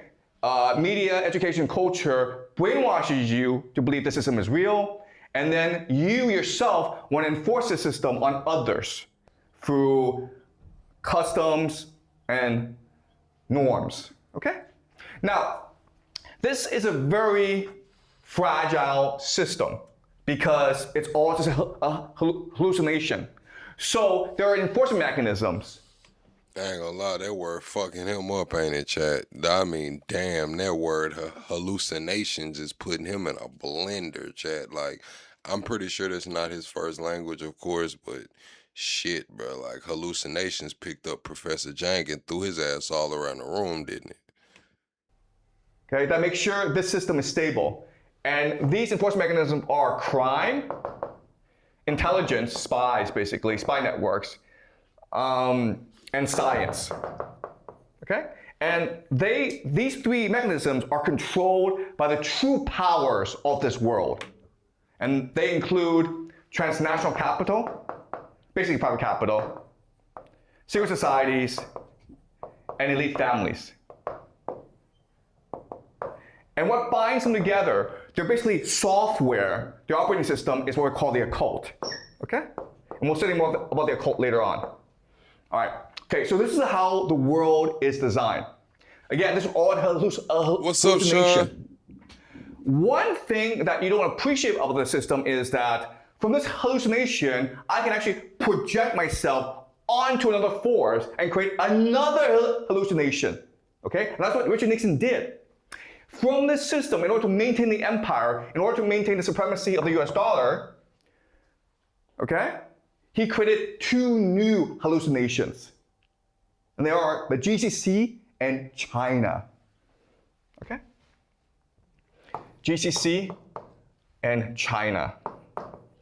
Right? So what underpinned this system before was gold. The fact that US dollar could always be exchanged for gold. Once that's gone, then you need to create two new hallucinations in order to disguise the hallucination, okay? So what happened was that over the next few decades, this system will transport itself and impose itself on the GCC and China. Okay? This system here. It will impose itself into the GCC as well as China. In other words, and this is really important for you guys to understand, China is a hallucination of a hallucination. It's not real. Okay, I'll explain more about this later on, okay? All right, so once this hallucination is imposed onto the GCC and China, this creates demand for the US dollar, okay? And this creates certain stability for the US dollar. And it made China very, very wealthy, okay? But it's all just an illusion. It's all just a mirage. There's certain problems with this system. First of all, China doesn't have any creativity, okay? Why? Because if you're a hallucination of a hallucination, there's nothing for you to base yourself on. Okay, you're a shadow of a shadow. That's the first problem. Second problem is wealth extraction. Okay? The idea here is that whatever wealth China creates has to return to the source. Here we go. Because the people inside China appreciate that the renminbi, its entire value is based on the US dollar. So would you rather have renminbi or US dollar? Of course you want US dollar. Okay? And the third problem is the fragility of this system. Okay? Meaning that if this system, the hallucination is unstable, then China is even more unstable because it's a hallucination of a hallucination. Okay, do you understand? Okay, so once we understand this, then we begin to reassess what happened these past 10 years. Why do the United States and China fight this trade war? The reason why is that China believed that it could be independent of this hallucination. In fact, it could create its own hallucination. And the United States says, no, guys. No. You're completely dependent on us. So then they started to fight this trade war. And once this trade war happened, what happened? A lot of money and people start to flee China and move back to the United States. Okay? And now what China has recognized is, okay, first of all, we can't actually leave this hallucination because if this hallucination were to collapse, we collapse as well. So one thing we can do is actually to recouple, okay? To bind ourselves even greater to the system. Another saying this is that the global economy is under a lot of strain. There are two main beneficiaries of the global economy, the United States and China. So both are heavily invested in maintaining the illusion, the hallucination that is the global economy. Okay? And to appreciate how fragile all this is, think of the UAE. Okay? The UAE. The UAE seemed as though it was a very prosperous place. Right? It had universities from America, like Georgetown, Cornell. It had people, the wealthiest people, flocking to Dubai. It seemed invincible. But the moment you attack the UAE, like Iran just lobs a missile at UAE, the illusion shatters. And now the UAE is gone. You understand? That's how precarious these hallucinations are. One hit at the right spot, the entire illusion is shattered. You can never. All right, chat. We finna open up the phone lines, take some calls. If anybody wants to call in, get their thoughts and opinions on tonight's show, now is the time. We're 9 likes away from 300 likes. Let's get to 300 likes right quick. Try to get us a couple good phone calls in here, man. Yeah, we're gonna try to get a couple good phone calls, chat.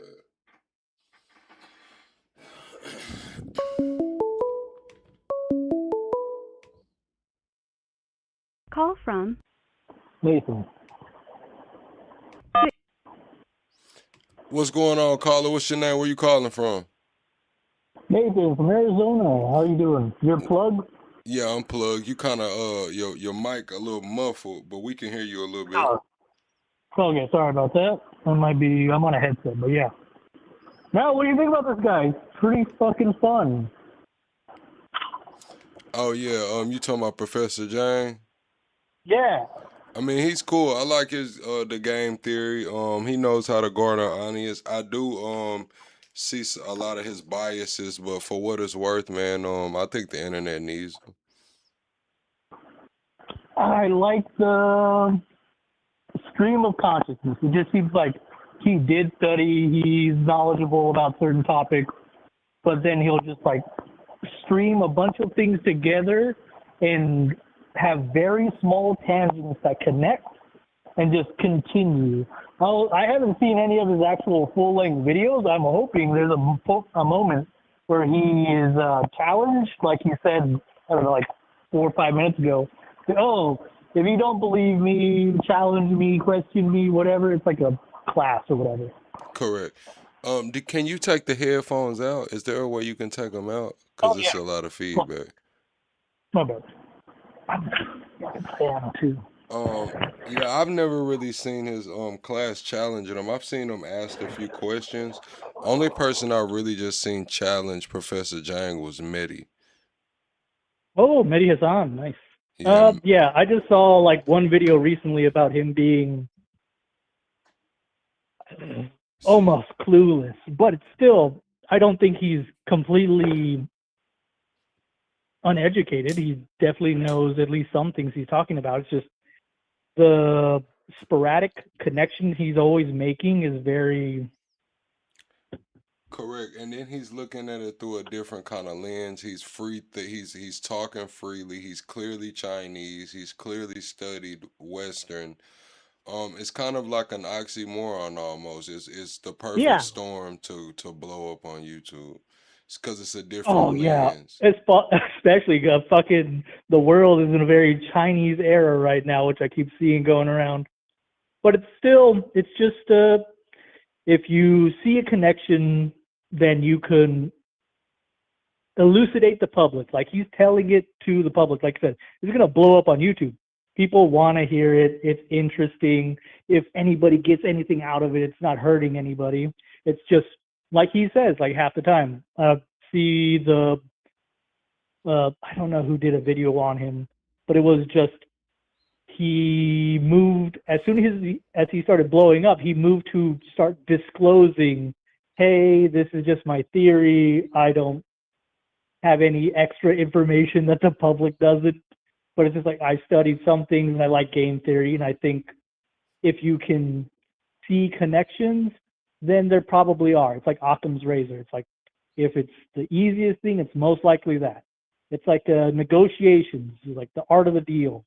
But then it's also like Trump didn't even write that book, but it's still very cool to like, oh yeah, well, if I have these ideas, I can just put them out there, and if somebody picks it up and pays me for it, I'm gonna blow up like this professor. Like it's very straightforward enough to just say, I see connections and all these things make sense, like America buying U.S. steel, but also buying Intel and then trying to buy Spirit Airlines. A lot of things are just obvious where, oh, this could be good for the country. This could be, but that's when you start having an executive ordered economy instead of a market led economy, which also is very hard to actually have.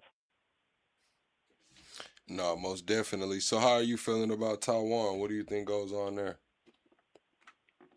Taiwan is insanely important. I mean, in Arizona, we have the new factory.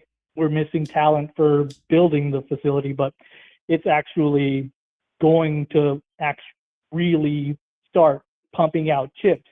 And it's going to probably fuck up Intel, but Taiwan is probably going to fight tooth and nail and try to drag Japan into a war if there's any sort of conflict.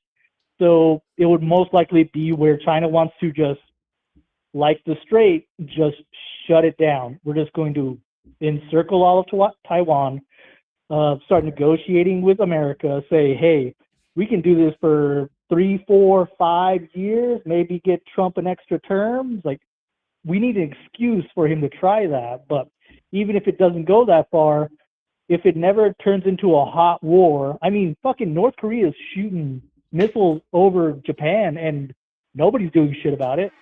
So if we start encircling all of Taiwan, which is like not that fucking far from China, they have so many ships, it's a waste not to use them. Not really. But yeah, they'll encircle it, they'll deal with Trump, it'll look good, they'll probably get control of all of it, but then also not murder everyone, which is pretty good. Okay. And then we still have all the talent and the technology. So to your point, I'm gonna say that I don't think it takes 5 years of blockade. I think they Oh take. no, just for like, if you have I that think they take. control over the economy where you get to decide, we're going to fight, we're not going to fight. I say something on the news, I go on Twitter and I make this comment, and I can manipulate the market like the professor was saying. Yeah, this They're is what I able believe. to manipulate the economy by making certain statements.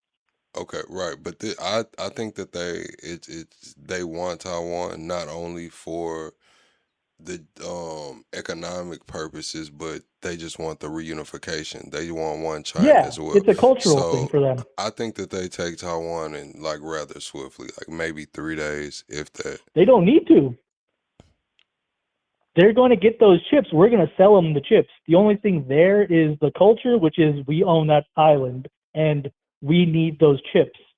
We're going to give them the chips because it's going to pump up the American economy because of NVIDIA, but then they don't need Taiwan. But They just want it because of culture. It's just like, oh yeah, it's part of us. You don't get to secede. And then it's irrelevant. If it's a police state where like, what was it, Beijing, or not Beijing, what was it, Shanghai? Which one was like the British colony? I think it was Shanghai, right? I'm not sure. Well, yeah, Exactly. it's like they can have like a police state over Taiwan and eventually dissolve their government over time, like they did with Britain. Britain sold their city back to China because they made an agreement for like 100-year lease, and they said in 100 years you can take this city back, and then they did, and Britain was like, oh, what? Wait, no way! They actually took back their city from us. And now they just own a major Western city that was a powerhouse economy. And yeah, they can just wait it out. They don't need to do anything fast. Okay, I like your opinion. I just kind of disagree. I think that they take Oh, it no, yeah, they can probably 3 totally days. take over Taiwan super fast. You're totally right on that. They just don't need to. They can go as slow as they want. Because we're going to get the chips when we start making them. We're going to get the chips. If China takes over the island, they're just going to sell them to us anyways. So they don't need to be in a hurry. The only thing that would be was non-violent or violent. That's the only thing. I think the Taiwanese are going to fight like hell. I think the time crunch and the deals and everything is because we are overextended right now. It's because we do have this going on in the Middle East. It's because we are still looking at Russia, Ukraine, what they have going on. So I do think that right now Oh, it's no, I ripe think we and can ready. ignore all of that. I mean, the Ukraine-Russia thing, we can ignore it, leave it up to Europe. I mean, I don't think we want to do any of this, but we can ignore the Strait. because they're not going to get a nuke soon. They weren't going to get one soon anyways. But even now, if we just stop sending carriers, which we're doing, bombing them, it's like we could just ignore them, because what are they going to do? Start shipping oil? It's like, we don't care really. That only really goes to Europe, and then they trade like the shipping lane so traffic can go through. That's what they're all about. And the only reason they're like attacking anybody is because we're attacking them. So if they start taking money out of the global economy and putting it into Iran, and they start putting it into nuclear facilities, we just bomb them later. So we fire a few more bombs. We ignore Ukraine, which would suck. I hope Ukraine fucking wins. Taiwan gets not embargoed. What is it called when they encircle the place and they just don't let anything? A blockade. A blockade, yeah. So they just blockade all of Taiwan, and then they don't have to kill anybody, because what's Taiwan going to do except for shoot at their ships? So they just stay off the border and just say, you're not going to get any more anything. It sucks, but it's just, we don't need to worry about it. I mean, we're fine. The only thing that's getting hurt right now is the global economy, but the U.S. economy just becomes something that you can invest in even more, which is just pumping up and keeping us out of a recession for now, which is good, but also sucks for the rest of the world. What's chat saying? I'm not looking at chat right now. Man, me either. I mean, I am a little bit. They just talking, man. I'm not gonna lie. I'm sleepy, man. I'm gonna talk to y'all tomorrow. Yeah, take it easy, man. I appreciate you for calling in. Man, I appreciate you for your time. Appreciate you for your supporting the channel, man. But yeah, I've had a long day. Oh yeah, take it easy, man. All Have a good right. night. Bye. Yeah, Chad, I've had a long day, bro. It's about that time, Chad. I'm not gonna lie. It's about that time, Chad, to get the rubbing my feet together, man, looking around and shit, man. Get the blinking them eyes, Get the, flipping that pillow over to the cold side, man. Get the flipping that pillow to the cold side, man. Yeah, it's about that time, man. Good night, chat, man. I'll see y'all on the next one. We'll be back tomorrow night at 10 p.m. Central Time. If you enjoyed the content, be sure to subscribe to the channel. Turn on post notifications so you never miss a live stream. Join the Discord for more exclusive access, and I'll see y'all on the next one.